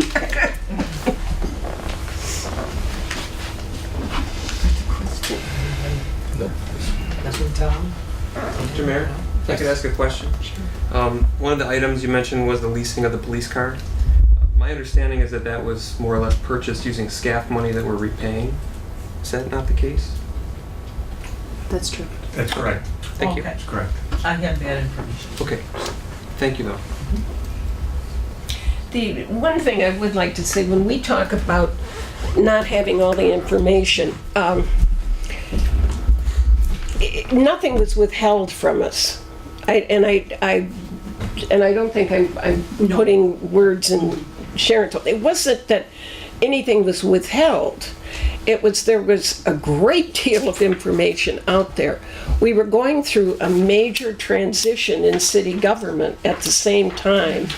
It also was the time when the budget was being worked on, and I know that Scott and Amy both were working to give commissioners and the mayor all the information they could so that you could develop a budget that had to be a balanced budget and had a deadline. And the other thing is we had a deadline from the commission so that the information that we used and then the recommendations we could generate could be of value depending upon what your next decision was regarding revenue. And so when we talk about information we didn't have, I don't want anyone here in this room or anyone who may watch this on television, hard to believe, but I wouldn't want anyone to feel that we're saying that anyone in city government did not give us information. It was available to us. In fact, I know that some members of the committee made separate appointments to ask questions of and to clarify points with Scott or with Amy. So, yeah, we might have come up with something different. But the point is, it's a tight budget. It's a budget that doesn't allow us, just as it didn't allow us in the past, to continue to make some of the major long-term improvements that we need. And it's a budget that has allowed us to maintain what we have. But Sharon mentioned borrowing from funds. We've dipped into principal, and we've had to. So those are the issues that we leave with you, but thank you very much. Thank you, Jane. Thanks very much. Mr. Mayor, I do have something to add, of course. Sure. I know you thanked everyone, all the members of the CAC, and I just really wanted to echo that thanks. I mean, to the fine 15 of you that spent all this time working on this and asking all the great questions, and tough questions, having the hard discussions that you had. I know it's difficult sometimes to reach consensus, even a group like we have of 5. You had a group of 15. I have to imagine that's even more amplified in that environment. So I know with the differences of opinion that can be challenging, and I really, really, really appreciate all that you guys put into this. I think it's going to be a huge value to the city from now till I don't know when, long into the future, and it's well appreciated and will not be forgotten. So thank you, thank you, thank you. Mayor, beyond that, it's being acted on already. Yes. So we're going through and looking at each of the recommendations and understanding what the impact could be to the city to approach each of the recommendations. And so it has not gone on deaf ear by any stretch of the imagination. We are taking it very seriously, and it's being acted on. So thank you, as Jan said. Mayor, I just want to thank you all too, because it was so many different points of view coming together and studying this information in a very very quick and intense time period. And thank you all very much. I'll be in the back. You gotta say it. We don't want you not to. No, I mean, especially, David and Jane, Thomas, and Sharon, and everyone who served on the CAC. I think it was something that, as a city commission, we were looking for ways to involve residents in meaningful ways and get that impact, get that input from a broad array of citizens. This was an attempt to do that, a first attempt, and because of the hard work that each of you put into it, taking time away on a volunteer basis from your families, your lives, your work commitments for many months now. I just, on behalf of the commission who's already expressed their thanks, really want to thank you for the hard work that you've individually and as a group put into it, because it's really what I envision citizen participation. There's so many great opportunities for citizen participation in this community. We saw the foundation. We're talking about expanding some of the volunteer opportunities there. Obviously, the kids volunteering and just volunteering in this community is part of our DNA. This was really another way to collaborate with our neighbors and our residents in a meaningful way. And I was really excited about the potential.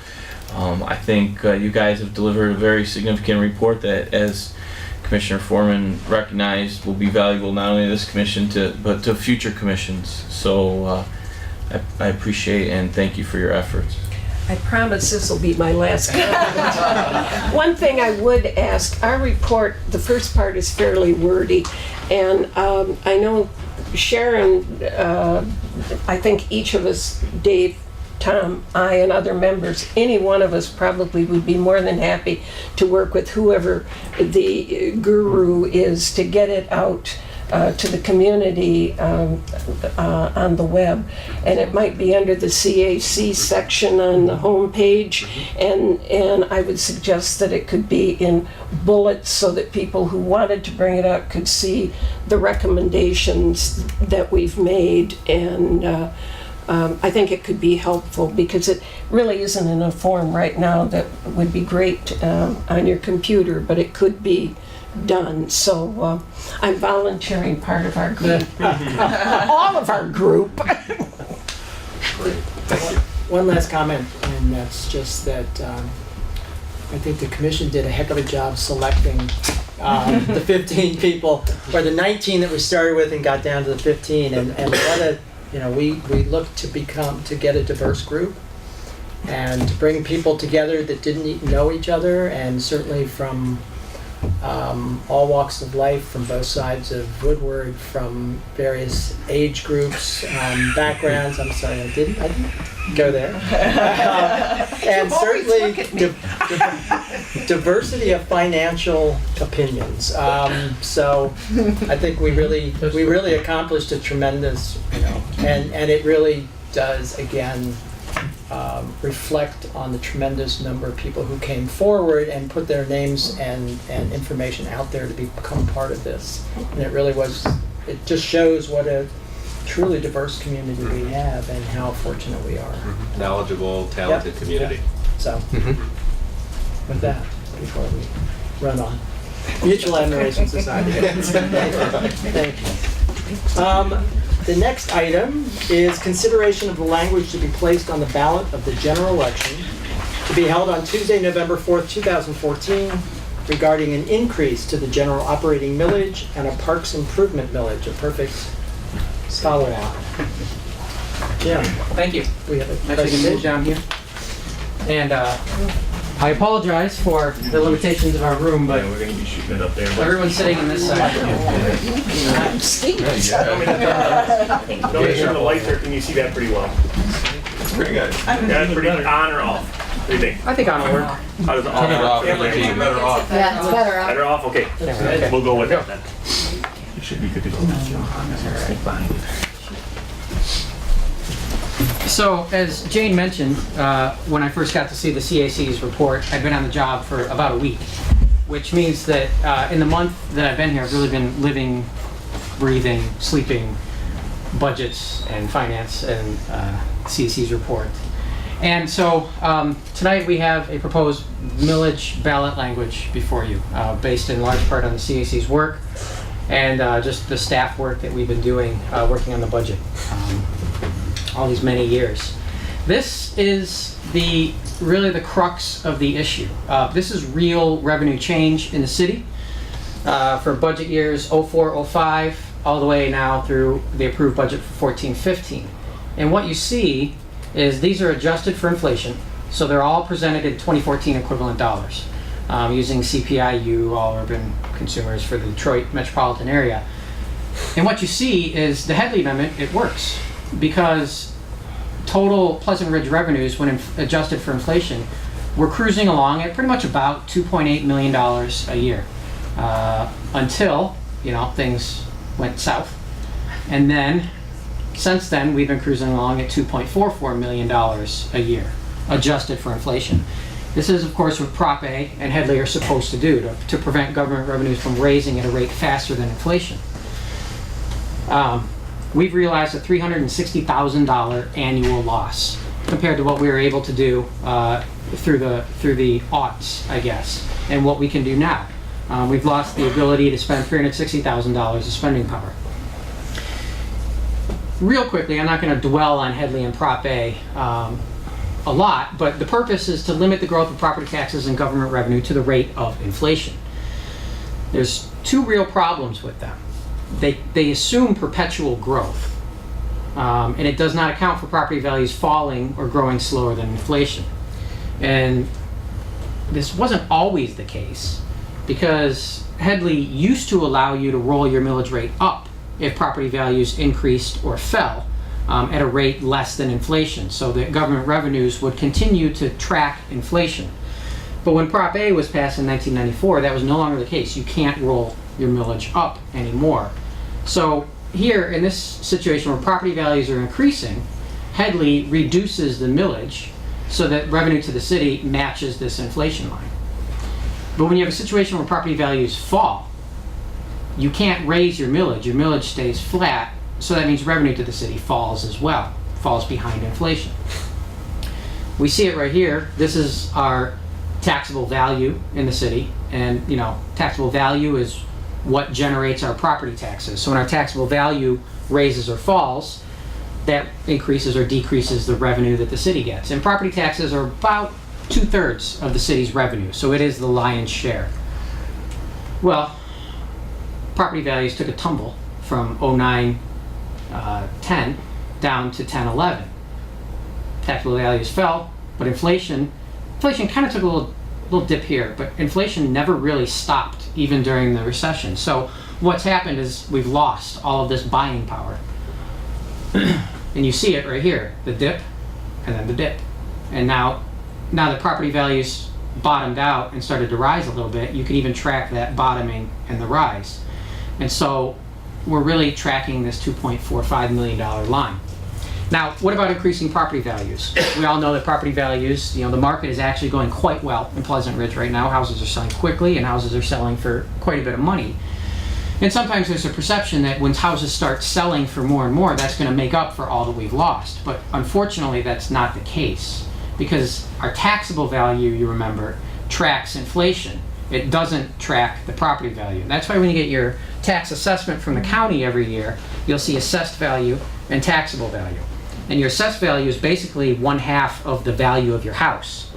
And that can go up 20% in 1 year. But the taxable value is limited by Prop A to no more than the rate of inflation.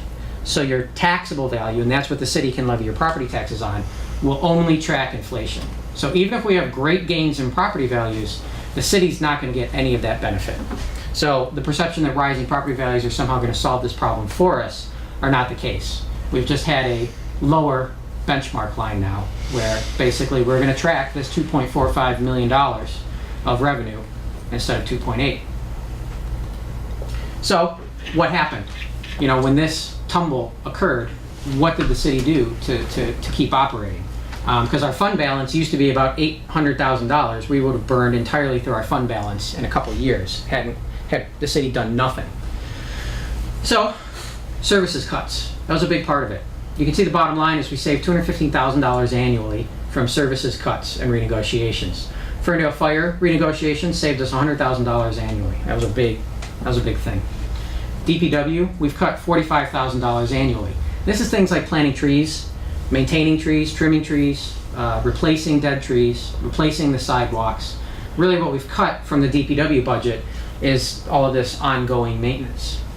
We've reduced the pool and wellness hours, saving $20,000 annually. We outsourced city treasurer and reduced services there, $10,000. We stopped participating in the Dream Cruise, $10,000. We reduced leaf collection. We used to do more weekends in the fall. That saves $10,000. Employee health insurance changes by shifting some of the cost burden to employees has saved $10,000. And we stopped sidewalk snow removal, $10,000. And all of that adds up to this $215,000. These are sustainable, with the exception maybe of the DPW services. They'll catch up with us eventually, but most of these other cuts are good and sustainable. So out of that $360,000, we've managed to save $200,000 or $215,000 a year in a way that we can keep going. The other side is deferred maintenance and capital improvements. Jane talked about some of these things, but these are some of the things that we've skipped over the years. We haven't done maintenance to the pool.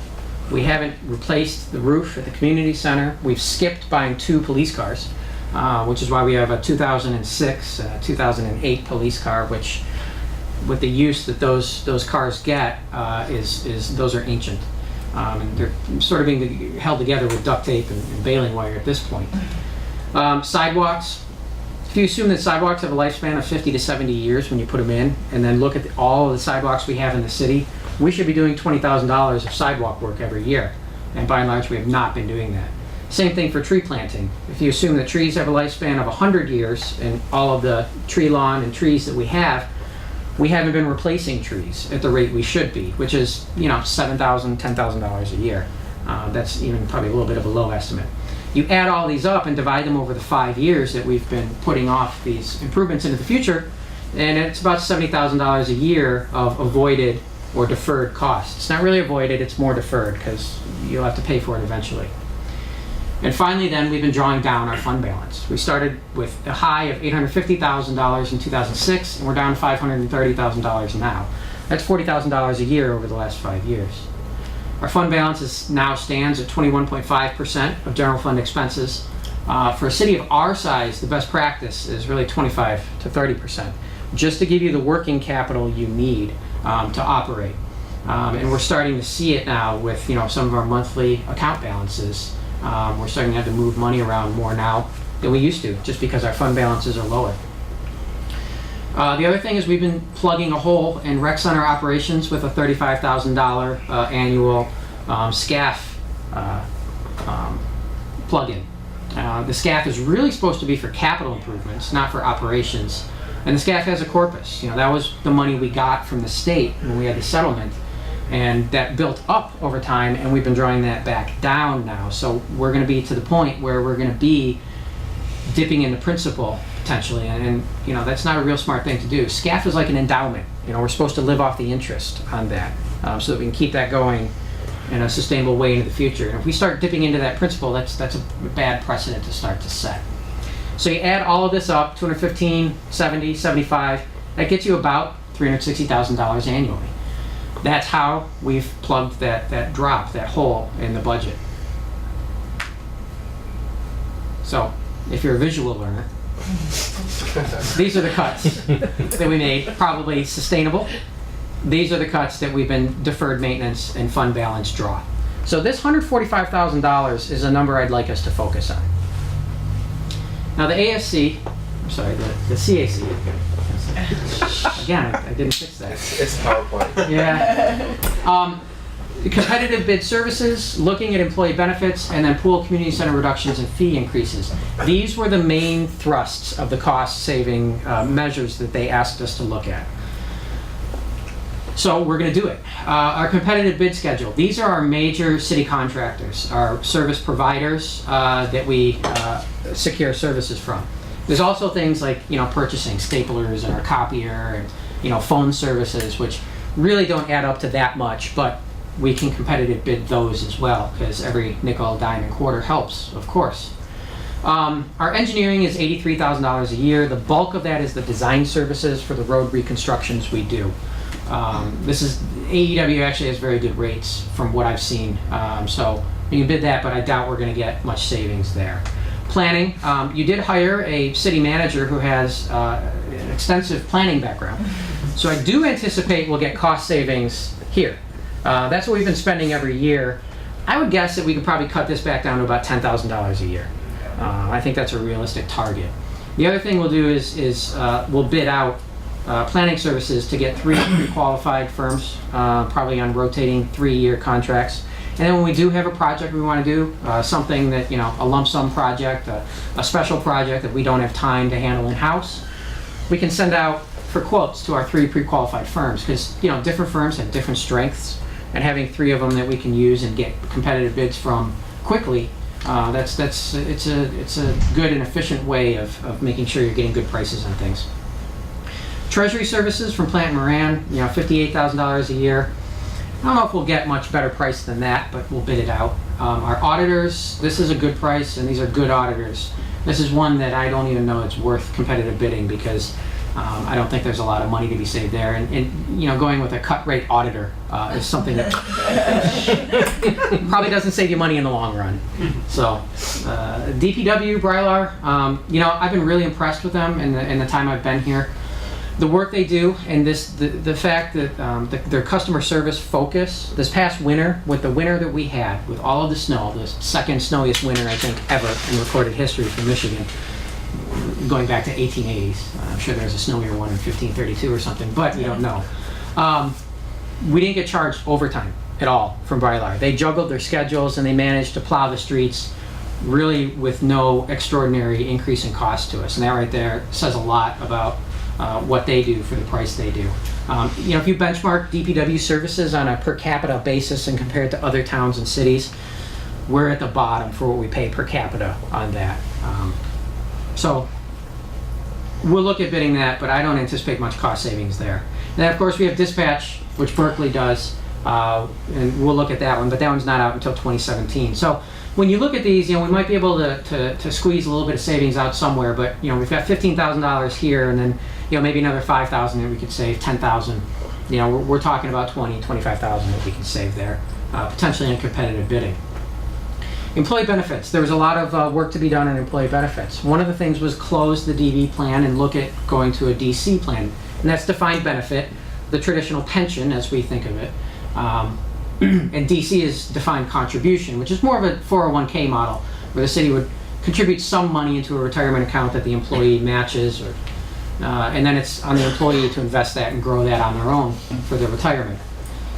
As Sharon said, our defined benefit is 60 or 62% funded. So in order for us to close that, we would have to accelerate funding, which means that we'd be paying, well, if we closed the DB plan and converted all current employees to defined contribution, we'd have to close that funding gap in 2 years. It's simply not possible. If we were to close the defined benefit plan to new hires and offer new employees defined contribution, we would have to accelerate funding over 10 to 15 years, which would still end up costing us more money in the short run than, we wouldn't see any savings until well into the future. What we're actually done is I am on a defined contribution plan. We've left the defined benefit plan open, and we also had a separate defined contribution plan that we're using. And moving forward, new employees and new hires will be on the defined contribution plan. So over time, we will phase out the defined benefit plan, but in order to not blow new holes in our budget, we need to proceed in that manner. One of the things was to look at paid time off versus sick time, whereas all sick time would expire and not be paid out at 50% for unused at the end of each calendar year. That could save us money. That could save us probably $5,000 or $6,000 a year, based on what we've been paying out in recent years. That's something that would directly affect the employees. That's something that's not going to solve all of our problems on its own. So that's something that we'll look at, and we'll look at that in conjunction with healthcare this fall, because we have some big changes coming to our healthcare plan because of the Affordable Care Act. And we don't know exactly what that's going to do to our healthcare costs yet. We don't know what we're going to have to do to keep healthcare costs, level or find a reduction for the city. So we've got some very important things to look at with healthcare and employee benefits, but given the way that prices have been coming in for healthcare plans, I'm not confident we're going to save a whole lot of money on our healthcare plan. I think we're going to be working to keep that cost level, based on what we've heard from other cities who have gone through this recently. A lot of cities had their plans renew on July 1st. Ours renew on January 1st in December. So I'm not confident about finding a lot of studies there, or savings there. One of the recommendations was look at a PEO, that's a professional employment organization. It's a private sector model, popular for smaller private sector companies where their employees actually become technically employees of the PEO, who then manages and acts as the HR department on behalf of that company. Offers some very significant benefits for private companies. They can do pooled healthcare, which gets you better costs rather than finding individual small plans. Payroll, all of those policies, HR functions are handled, retirement benefits are handled by the PEO. We have met with one of the members of the CAC who works for a PEO, and we have also contacted Paychex, who's our payroll company, who also does PEO services. And basically there are no cities, there are no municipalities, no public bodies who use this model because it is a private sector model, and the public sector is different. There's different laws, there's different retirement plans. You have 457s and 401As. There's no 401K for private or public sector, so there are differences. And in fact, when Amy was talking to our Paychex representative, he said, if you know of a PEO that does public sector PEO, let me know, because that'd be the first. So I don't know that there's a lot to be gained there, but talking with them, there is the potential that we might be able to look at using a PEO for healthcare. They might be able to do some of our benefit work, which would have the benefit of getting us as a small organization into a bigger pool. So we are pursuing that. We are going to get some quotes on that. But again, I don't know how much of a savings that's going to be for us. And then of course, the police contract that opens in 2018, that's when we can look at some of these changes, negotiating those with the police. Pool and recreation, there were some pool and recreation center cost-cutting measures that we were asked to look at. The first was to maintain the existing community center pool hours. They've already been cut. If we cut those further, that really does start to materially impact quality of life for residents. It's not something we want to do. One of the things was look at fees for pool guest passes.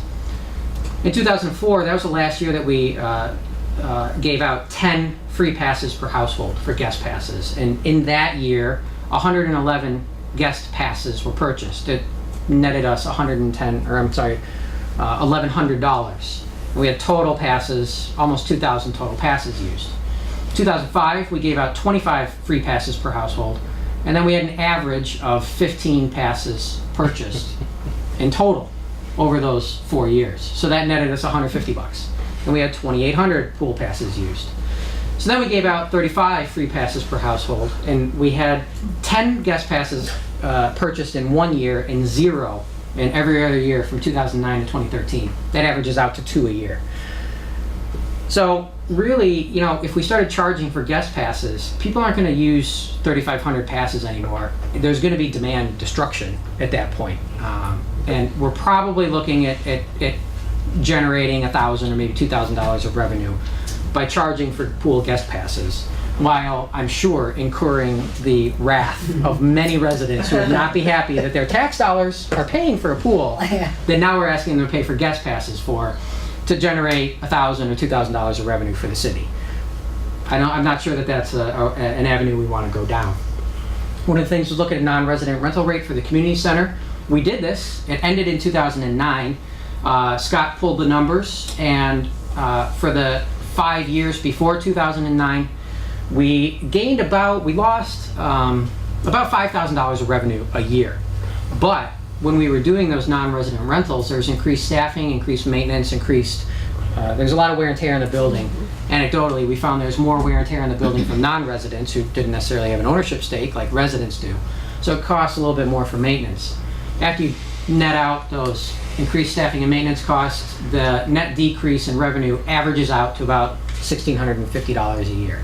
So again, not going to solve our budget problems. So this is really it. We can find savings from further service and personnel cuts, but we can't find $145,000 of savings from service and personnel cuts. We could cut healthcare entirely for all active employees, and that would just about get us there, but I don't think that's realistic to do. I think the ACA says we have to provide healthcare. So, administrative service charges have been talked about quite a bit.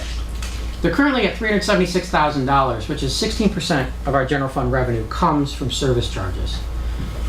Our target, the target I'd like to get to based on our benchmarking for other communities, is down to about 4% of general fund revenue, which is about $100,000 a year.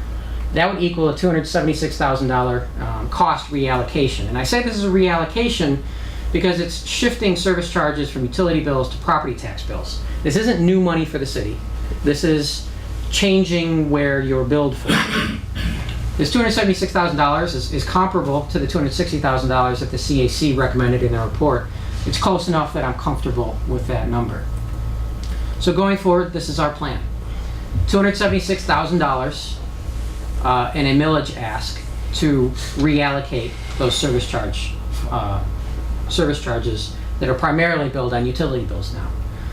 To end our fund balance and our SCAF drawdown, that's $75,000 a year. This is stop the bleeding. We're going to stop bleeding fund balance every year.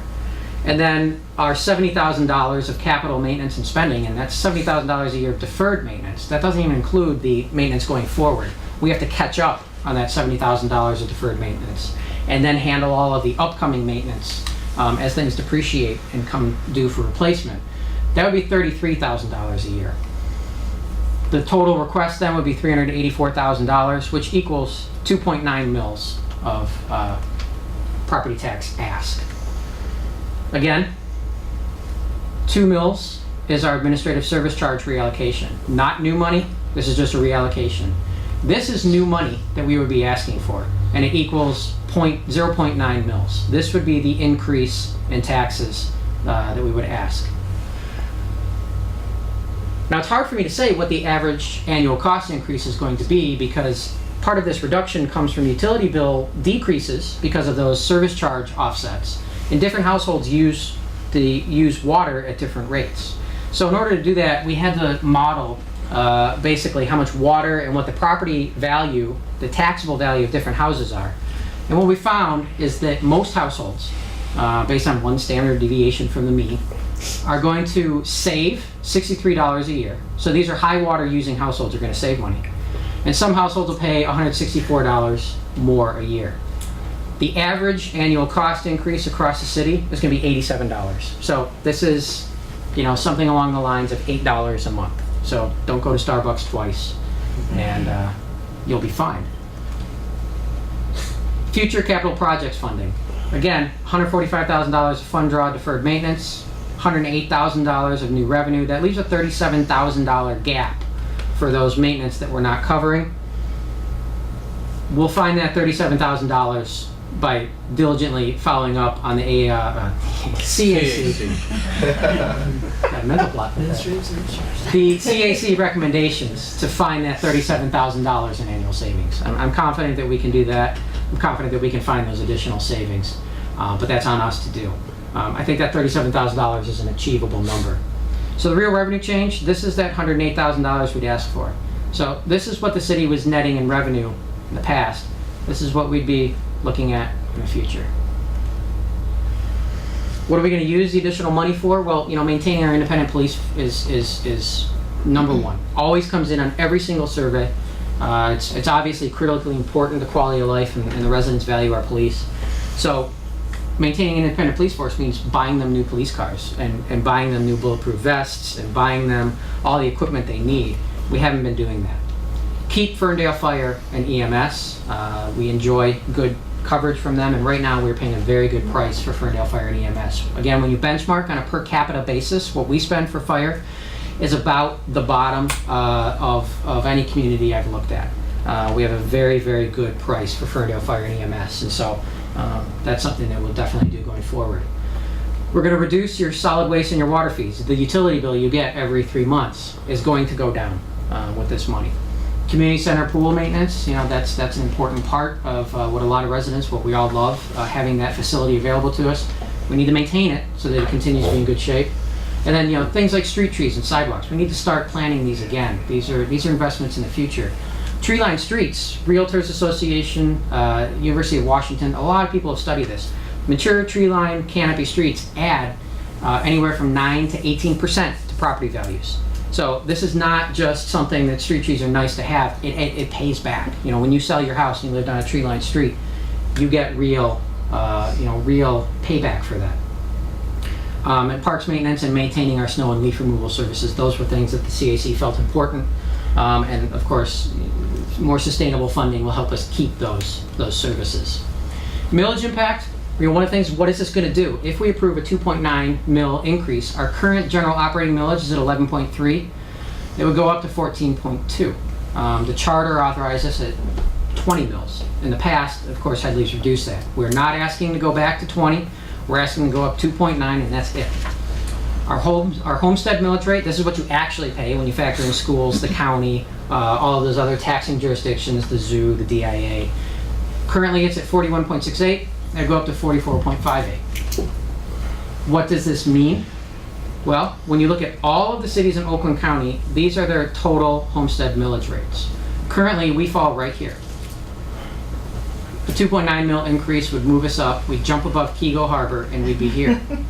But, you know, this is important because when people are shopping houses, when people are looking at a house in Pleasant Ridge, they're also probably looking at a house in Huntington Woods, maybe Birmingham, you know, places like Farmington, even places like Grosse Pointe Shores. It's not Oakland County, but I thought that was an interesting one because they have a population very similar to ours. Our millage, total millage rate would still be lower than these peer communities. We'd still be very competitive with them. This millage increase would not place us in some kind of vastly different property value bracket that would scare away new residents or impact the value of your house, because, you know, property taxes are factored into the value of your house when somebody buys it. So this is the proposed ballot language. Sorry about the slide. Too many words, but this is what it is. It's in your packets. It's shall the City of Pleasant Ridge, for the purpose of funding police, fire, and EMS, parks maintenance, public works, and general city operations, and to reduce water rates and solid waste charges, be authorized to levy up to an additional 2.9 mils, which equals $2.90 per $1,000 of taxable value, beginning in July of 2015 and thereafter. The intent of this request is to allow the partial restoration of city charter authorized operating millage, which was reduced by Section 31 of Article 9 of the State Constitution of 1963. It is estimated that 2.9 mils would provide $383,965 if levied in full in the first year. So that's the first millage. That's our needs. We're also asking for a parks improvement millage. As Jane mentioned, we've recently completed a parks master plan that's identified $1.2 million in projects. These are at the community center, these are at Gainsborough Park, and these are also some maintenance and upkeep improvements at Hessel Park and some of our smaller pocket parks or neighborhood parks. Foundation has stepped up. They're committing $150,000 to maybe $200,000 of funding to complete these projects, mostly all in Gainsborough Park. This leaves a gap of $1 million of city funding that we need to do these improvements. The Gainsborough plan is about $800,000 of those costs. Shelter improvements, this is the bathroom building, which would be upgraded, a keyless entry system, upgrading and updating the bathrooms, making sure that the building is maintained. Next to it, there's a plan for a covered pavilion. This is, you know, picnic tables with the open sides and the roof over it, a gathering space, a place for picnics, add to the usability for the park. A new toddler play structure. This is for 2 to 5-year-olds. We have a 5 to 12-year-old play structure here, but the toddlers, the tots, don't have their own structure, their own play equipment. New swings, sport court improvements, DPW lot improvements, adding parking so that these buildings, we can start to use them. They're an underutilized asset right now. Sidewalks and walking paths to connect throughout the entire park for walking recreation. The new fence, which is falling down in many places along the railroad right-of-way, that's a safety issue, an aesthetic issue, it's a big issue. And of course, irrigation in certain parts of the park to maintain that in a nice, attractive, and soft and lush manner throughout the summer. If you use Gainsborough Park, you know in the summertime, if it doesn't rain, it tends to get a little bit of hard pan in a lot of the areas of the park that are beaten down by the sun all the time. So irrigating those will create a nicer environment year-round. Total capital funding, $990,000. The parks millage would be for 10 years. It's a limited term millage. It generates $99,000 a year, which equals 0.75 mils. This is an average annual cost of $82 a household. We can say that with certainty, that that's the average. And this, of course, is the proposed ballot language for the parks millage. I won't read this one. I basically just gave you the cliff notes of it, but this is a want. We want to know if the people of our good town want to support the improvements to Gainsborough Park. This would definitely add to our quality of life, our quality of place. It'd be a great improvement in our town, but it's not critical to maintaining our town in a sustainable manner into the future. So, needs is our operating millage, wants is our parks millage. We're asking the voters of Pleasant Ridge what they want to fund. Why are we asking for these now? I know that the CAC just reported back, and it could appear that we're rushing into these millages, but we want to get these on the November ballot for this year for a number of reasons. The first being the November ballot of this year has the gubernatorial election, it has U.S. Senate elections. It should be a high turnout election. And we want these millage requests on a high turnout regular ballot so that, all of the people who want to vote will vote. We could do a special election in February or May, but those are usually lower turnout elections. There's not much on the ballots to bring people out. So we want to make sure we're getting the broadest and fullest cross-section of voters in town that we can. The other thing is, with the water bills, knowing whether or not we have the 2 mills to offset the service charges and the water bills will help us immensely to actually start to tackle our water bill problem. And having this decided in November will give us from November until the new budget year in July to convene a public process, to work with the residents, to come up with a new water billing structure that makes sense for everybody. Whether that's how often things are billed to, what the water rate is, so what goes into that rate. We've got a lot of work to do on that. And if we do a May or a February election, we don't have much time to tackle the water bill issue until we have to adopt those new rates in June of next year. So for those 2 reasons, we definitely wanted to get this going in November. It's a conservative ask, 2.9 mils. It doesn't solve all of the revenue we've lost. It's still up to us to continue to cut costs. So this isn't going to give us the money to build fund balance back until we start to get more efficient with some of the other things, to find every last efficiency we can. We need to build our fund balance back. This isn't going to do it for us. We have work to do that. But this will plug the hole. This will let us do the critical things that we need to do while we work on those other parts of finding additional savings. So that's our presentation, and thank you for your attention. We're going to make this available. We're going to cut this out from tonight's video of the meeting, and we're going to make this available as a standalone presentation. Jane, you mentioned the CAC report. One of the things we're doing is we're tracking down all those recommendations that were in there. I talked about some of the cost savings we think we can get now. Those are 90%, sure numbers. We have a little bit of fine tuning to do on those, but we're going to produce a response report that goes through all of these, calculations and the savings we think we can find. We'll put that up on the website along with the CAC's report. We're going to do a lot of work to make sure that everyone understands what these requests are, and to make sure that everyone is fully informed, of what we're asking for here. No blank checks this time. Very targeted, and I think conservative asks for what we need. So, with that, I'd be happy to answer any questions from the commission or anyone here. Thank you. Thank you. Questions? Why are you looking at me? Well, I have no questions. Jim, just to confirm, the items that we're proposing that would be improved at Gainsborough Park, every single one of those items is from the Recreation Master Plan, correct? That is correct. All of the numbers, that $1.2 million of improvements were from the Parks and Recreation Master Plan.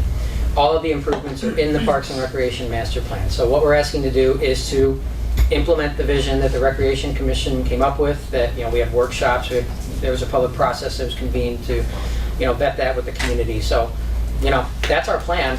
If we put that plan on a shelf and hope that money will appear someday, it'll never get built. So, we're going to ask if we want to put our money where our plan is. Thank you. Hi, Jim. Tom Troiter, 11 Oakland Park. One thing that we talked about at the CAC, which was kind of a point of difficulty, and it was when we were discussing utility bills, was the water aspect of lost water. That is, water that the city uses and is not metered. And we don't know if that's water lost from leaks or if that's just water that goes onto the medians and things. You're looking at Gainsborough Park, and you talked about how you were going to be irrigating a good part of that. one way of helping to contain costs in the city, and something that I think we talked about at CAC but never made it a recommendation, but I think is worth looking at, is metering whenever possible the water that the city is using. That way the city can, just like residents, look to see if the meters aren't running and we're losing water, we've got a leak somewhere. And if you're looking to actually expanding that, I think it makes it all the more important to look at that, just that lost water that we all pay for, but we don't know actually if we're getting any benefit from. Thanks. Thank you. Are there any other questions? Maybe the commission or the audience? So well presented, there you go. Yes, thank you. Makes me nervous. Okay, thank you. Well, we'll move on then. Do I have a motion to approve the general operating millage? Mayor, I move the ballot proposal which reads specifically, quote, "Shall the city of Pleasant Ridge, for the purpose of funding police, fire, and EMS, parks maintenance, public works, and general city operations, and to reduce water rates and solid waste charges, be authorized to levy up to an additional 2.9 mils, $2.90 per $1,000 of taxable value, beginning in July 2015 and thereafter. The intent of this request is to allow the partial restoration of the city charter authorized operating millage, which was reduced by Section 31 of Article 9 of the State Constitution of 1963. It is estimated that 2.9 mils would provide $383,965 if levied in full in the first year," end quote. Be approved and forwarded to the Oakland County Clerk for placement on the Tuesday, November 4th, 2014 general election ballot. You practiced, didn't you? That's right. Well done. Do I have a second? I second. Maybe we take a vote. Commissioner Foreman? Discussion, comments? Yes. Yeah? Yeah. I just wanted to make a comment about the wording specifically. It says $2.90 per $1,000, and the word thousand is written out. If we compare it to the next one, it's a number. It says $1,000. I just wondered if we could make that consistent between the two. Okay. That's all for me, sir. Okay. Any others? Okay, may we take a vote? Commissioner Foreman? Yes. Commissioner Perry? Yes. Commissioner Krzyjak? Yes. Commissioner Scott? Yes. Mayor Metzger? Yes, motion carries. Now we move on to the second. Do I have a motion to approve the Parks Improvement Millage? Mayor? Ah, great. Mayor, I move the ballot proposal which reads specifically, "Shall the city of Pleasant Ridge, for the purpose of paying for capital improvements to the city's parks and providing matching funds for grant applications for recreation purposes, be authorized to levy a new additional millage of up to 0.75 mils, 75 cents per $1,000 of taxable value, on the taxable value of all property assessed for taxes in the city for a period of 10 years, with the first levy in July 2015. It is estimated that the 0.75 mils would provide $99,300 if levied in full in the first year. Be approved and forwarded to the Oakland County Clerk for placement on the Tuesday, November 4th, 2014 general election ballot." Do I have a second? I second. Okay. Any comments? Actually, questions? I would like to make one comment. There's something I should have mentioned on the parks millage. Our intent, it would be a 10-year millage, but our intent would be to forward that money via bonds or a loan or whatever we could get the best terms to do those improvements at once and quickly. So this wouldn't be improvements stretched over a 10-year period. And we mentioned grants in the millage language. It's our intent to pursue grants, but those are uncertain. So were we to secure grants that could help us offset some of those costs, we would reduce the millage rate in the future to pay for that lowered cost of repayment for whatever funding source we've secured to do the improvements. Okay. So That's good. 0.75 mils would be the maximum. Grants are uncertain. If we can get them, great, we'll lower that millage rate to reflect the savings that we get. But this millage would be sufficient for us to do it on our own if we have to. And we will be making a point of pursuing grants, for sure. Absolutely. Mayor, could I ask a question? So how long of a period of time would you see doing this? You were saying to bond the money to do it more quickly. So how How long of a period would that be? Well, we'd know in November, and then we could start to get to work on, securing the money and getting the park project going. Ideally, we'd be able to do a lot of the work next year. It might be a 2-year project. Okay. I can't really commit to anything now because it's very early, but I'd like to have this done in 2 years maximum. Mayor, if I could, just to clarify, we talked about the application for grants and the opportunity to bring in that for revenue for our recreation for this project, for also others. You talked about potentially offsetting that by reducing the millage. That would be something that we would have to decide at a future date with bringing in that grant money, if we wanted to reduce the 0.75 or if we wanted to look for other needs for recreation in the city. So I don't want to commit to, yes, if we get X amount of grants we're going to reduce. We're going to evaluate and have that discussion in the future based on if we are successful for getting those grants. We have options. Yes. This gives us options. Yes. Thank you. One more down the line, Mr. Mayor.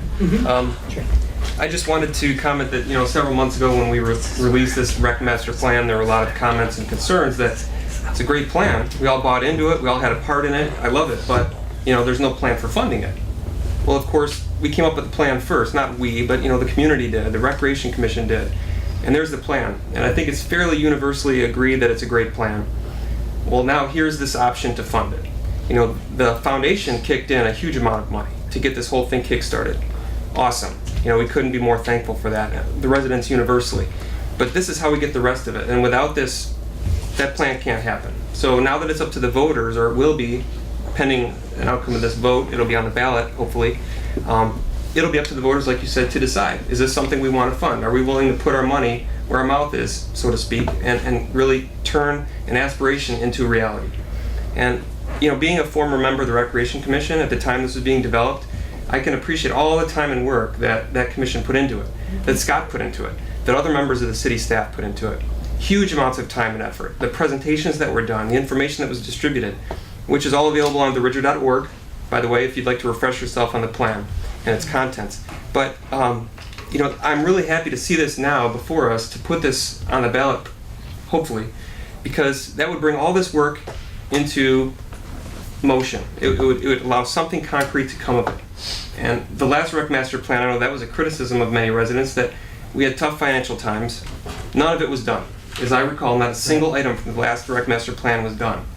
This master plan has feasible improvements that we can all, and have all, I think, gotten behind in the form of the public input and the amount of time we had for feedback. The plan was approved by us ultimately. So now we're ready to undertake that challenge. And it's up to the voters again, like you said, to decide. So I'm really happy to see it at that point. It's been a rewarding, long experience, and I appreciate all the effort from everyone on the city staff, the residents that gave their input, submitted comments, and helped develop this plan. And I think this is really a testament to all that great work, and now we have the chance to decide if it's actually going to turn into something. Thank you. Very well said. Thank you. And Mayor, if I... Yes. Yes, I agree with everything Commissioner Foreman has mentioned, and we talked about the plans for Gainsborough. What I don't want to give the impression, and I could be corrected if I'm wrong, and Scott, correct me if I'm wrong, but we still want citizen involvement as we go forward. This is the plan going forward. This is the plan that we agreed to, but we also understood that there were going to be opportunities for engaged citizen involvement throughout the process, and that process I envision will be ongoing from examining each of us as a voter and a resident. Will have to examine whether this is something we want to support as a millage, but also I do want to emphasize that I see continued opportunities for citizens to participate in Gainsborough Park and the recreational opportunities going forward, and that opportunity is through attendance at recreation meetings as this plan gets closer to fruition. I definitely want to encourage more residents to see that as an opportunity, if they're going to support this with their tax dollars, that they show up at the recreation meetings and voice their input as far as moving this whole process forward. So for me, it is an ongoing opportunity for citizen involvement. The ultimate citizen involvement is the voting, right, and the approval of your tax, your hard-earned money to this what I believe is a worthy project. So I just want, I know we're talking about the master plan, and we had a great master plan that was developed with a lot of input and hard work from administration and the volunteers on the Recreation Commission and the park planning. But I just wanted to emphasize that there's going to be more opportunities for residents to participate, the first being the monthly recreation meetings. Thank you. I mean, I do think that passage will open up those volunteer opportunities even more. Otherwise, there'd be a lot of volunteer opportunities to talk about what's possible. And I think if we can pass it, I think it also, Jim's presentation made it very clear. There were a lot of discussions that we had with Keith and the foundation about their investment in Gainsborough Park. And they wanted to make this investment. They felt very strongly about it. But they also wanted to make sure that it wasn't an investment that just laid there and nothing happened afterwards. How could they assure themselves? And I think that the presentation Jim made is very clear that we don't have general operating monies that we can throw at the park. We don't have general operating monies that we can even provide the kind of maintenance and upkeep that we need. This is something that is necessary. This is something that really shows, this is the way the commission sees to build upon the work that the foundation's already started. In order to really bring this to fruition, and I know Keith was very hot about getting it done and moving it forward, and Jim's presenting an opportunity to perhaps do it in 2 years. I mean, you can't ask for more than that, and I think that this is a great opportunity. It really does fulfill a lot of people's desires in terms of an overall rec plan, but also for funding and seeing this thing move forward. So we will do everything we can, certainly, to support this and inform the community and get the community out to support this. And I do appreciate it. I really like the idea of having a November election that is the biggest turnout next to a presidential election that we're going to see, and to give this to the voters, not try to put it by the, be accused of putting it by them in some off year or off term in the February or a May election. So I'm very excited about this and hope that the community sees this as a really great opportunity to move Pleasant Ridge forward. Mr. Mayor, yes. If I could add something to what you Sure. said in my long musings, I forgot to mention something. We would not be, if this millage were to pass, we would not be using existing general fund dollars without voter approval. And this is something the CAC recommended. They said if you're going to expend up to or more than 1 mil, we would like you to ask for voter approval. Well, we're doing that with less than 1 mil, 0.75 mils as I recall. So I think we're honoring that recommendation. It was a good recommendation, and I just wanted to mention that because I forgot. Thank you. Anything else? Okay, may we take a vote? Commissioner Krzyjak? Yes. Commissioner Scott? Yes. Commissioner Foreman? Yes. Commissioner Perry? Yes. Mayor Metzger? Yes, motion carries. Okay. The next item, consideration of the appointment of Ms. Jessica Herzig to the Pleasant Ridge Historical Commission to fill an unexpired term to expire December 31st, 2016. We have one application for the position. Yeah. She's the one for the job. And I'm sure her husband was happy that she didn't come and sit in here until she was finally approved. So Expect salsa and all the. yes, well, I would certainly think so. So I have a motion to approve for. Sure. Mayor, I move that the appointment of Ms. Jessica Herzig to the Pleasant Ridge Historical Commission to fill an unexpired term to expire December 31st, 2016. Do I have a second? Second. May we take a vote?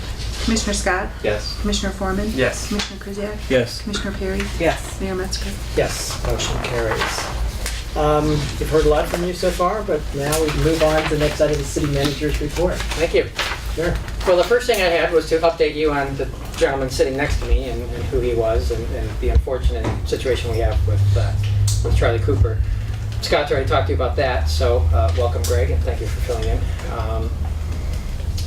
I'm going to ask Scott to give us an update on the Cambridge road construction here in a minute, just in case anyone missed the meeting, but that starts next Monday, so he can tell you more about that. We do have a new application up on the website. It's right on the homepage down at the bottom for all of our boards and commissions. It's a new form. All of the folks in the CAC who want to keep getting involved, the first thing is fill out that application and get it back to us. We're going to keep them on hand for 2 years, and then when they start to expire, we'll send out a note to the person and ask them to reapply. But the new application, it actually has all the boards and commissions you can serve on. You can just check off all of the ones you want to be considered for. So, it's kind of a one-stop shop that way. So I would encourage everyone who's interested in donating your time and your expertise to the city, please fill one out and get that back to us. Ann mentioned the Court Patio Planning Commission public hearing next Tuesday, right here, 7 o'clock. That plan is up on the website for your review if you're interested. It is being proposed along Woodward now in front of the building, so a lot of the issues from the previous proposal hopefully have been addressed, but we'll talk about that next week. I am very happy to report that some residents of Pleasant Ridge have bought the MBS building.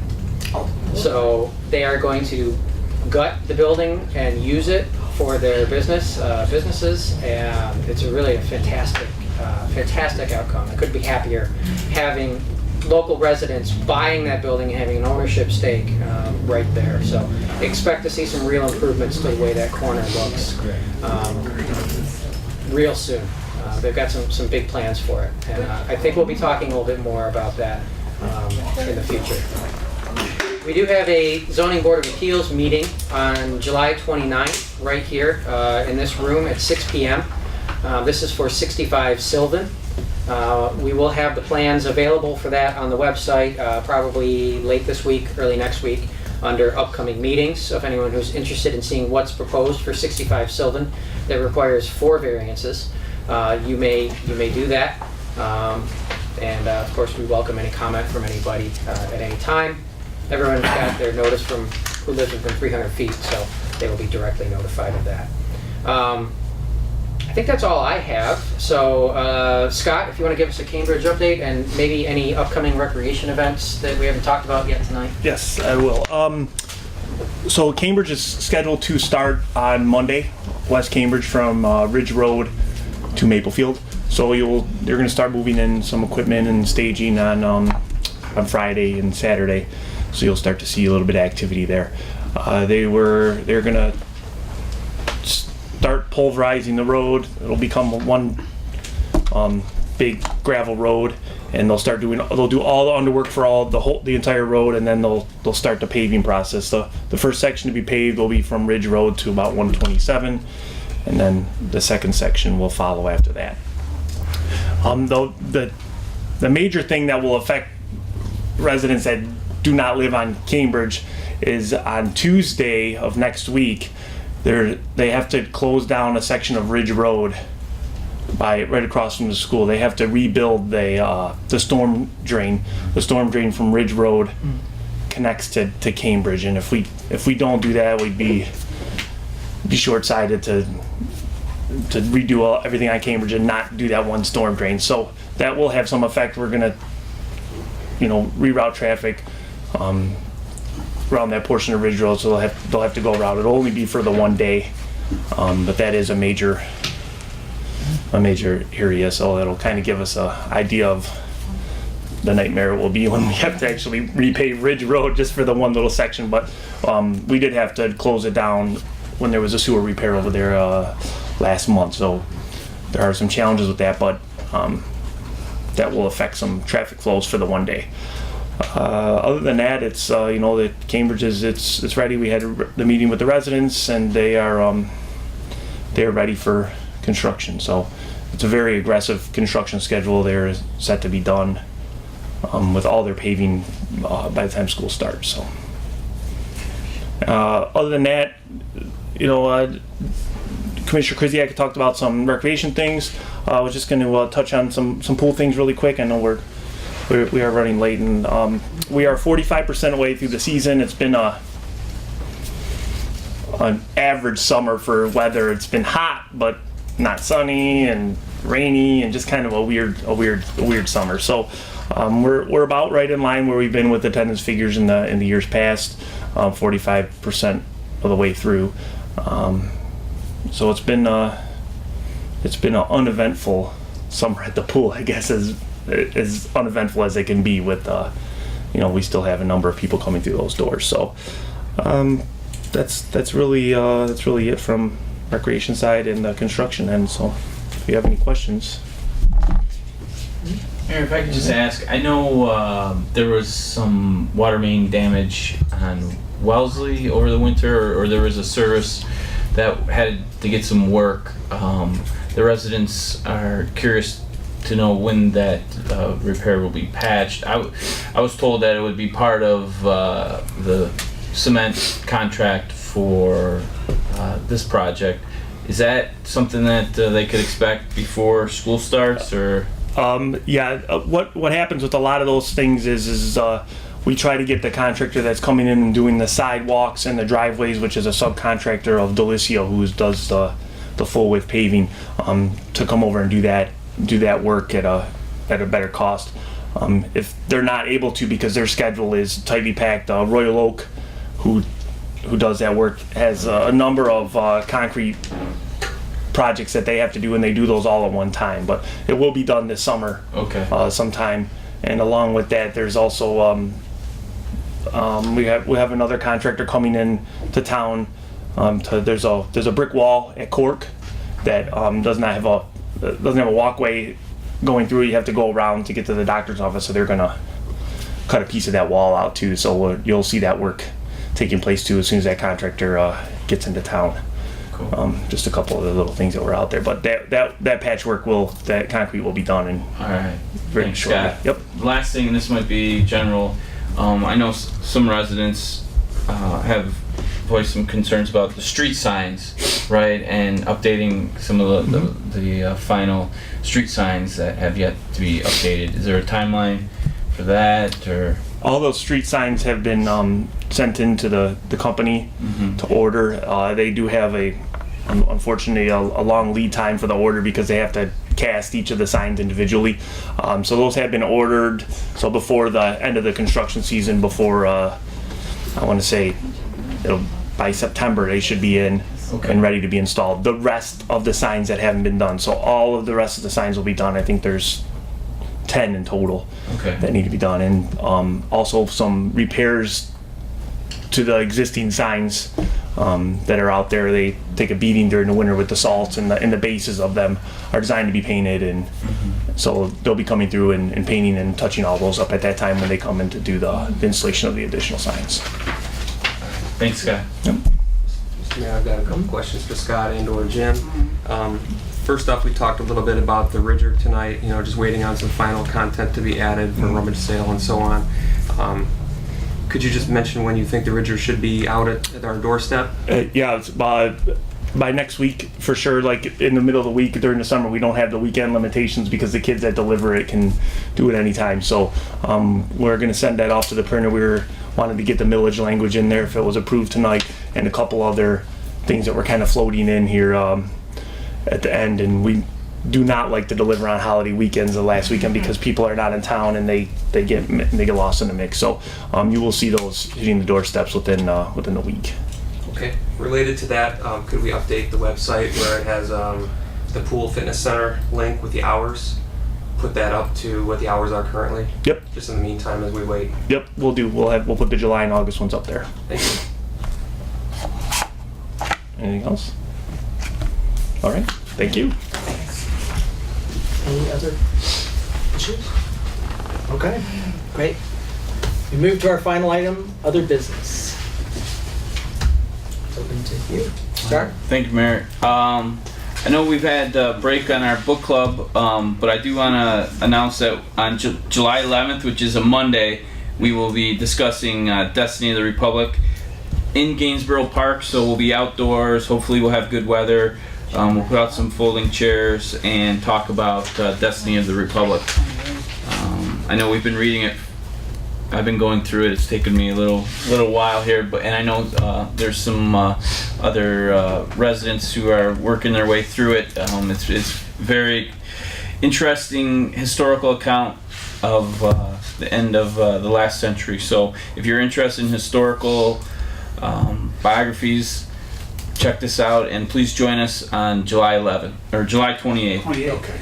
July 28th. Gives us more time. At 7 p.m. in Gainsborough. We'll be there. It's gonna be a big week. It is. Thank you, Mayor. Sure. Anybody else? I did want to mention one thing I think has not gotten mentioned. On July 22nd, since we're trying to fill up every week, we are going to have a coffee with commissioners, right? So we haven't had one for several months, and so there may be people who want to come and talk about the ballot issues, any other kinds of issues, if you want to talk about Cambridge or about Adult Swim. That might be something that you want some further information on, adult nights at the pool. We will be up at 4 Ridge at 7 o'clock on July 22nd for Coffee and Commissioner with commissioners. Good coffee, good cookies. Good commissioners. Good time, good commissioners. They've been very, we've had very interesting, and now since there has been this break, hopefully we'll get some good turnout. Is there anything else? One more thing. Yeah. I just wondered if there's something that perhaps a future improvement. I think, Jim, you were just talking about the new application for the junior commissions. I wonder if we can look at an improvement to that process of when there is an opening on a commission. We already have applications on file. I wonder if we can just kind of advertise that the position is open, so maybe those who haven't already submitted an application can be aware of it also. Yeah, absolutely. We can post a notice and give a month before, any appointments are considered, so that redouble our efforts to get the widest pool of applicants for you that we can. Thank you. For those of us here, but all those who are either watching us live or will be watching us, I think you've heard enough references to the website. We're trying to push more and more information, trying to push more and more residents to go directly to the website. Don't count on Facebook for your information.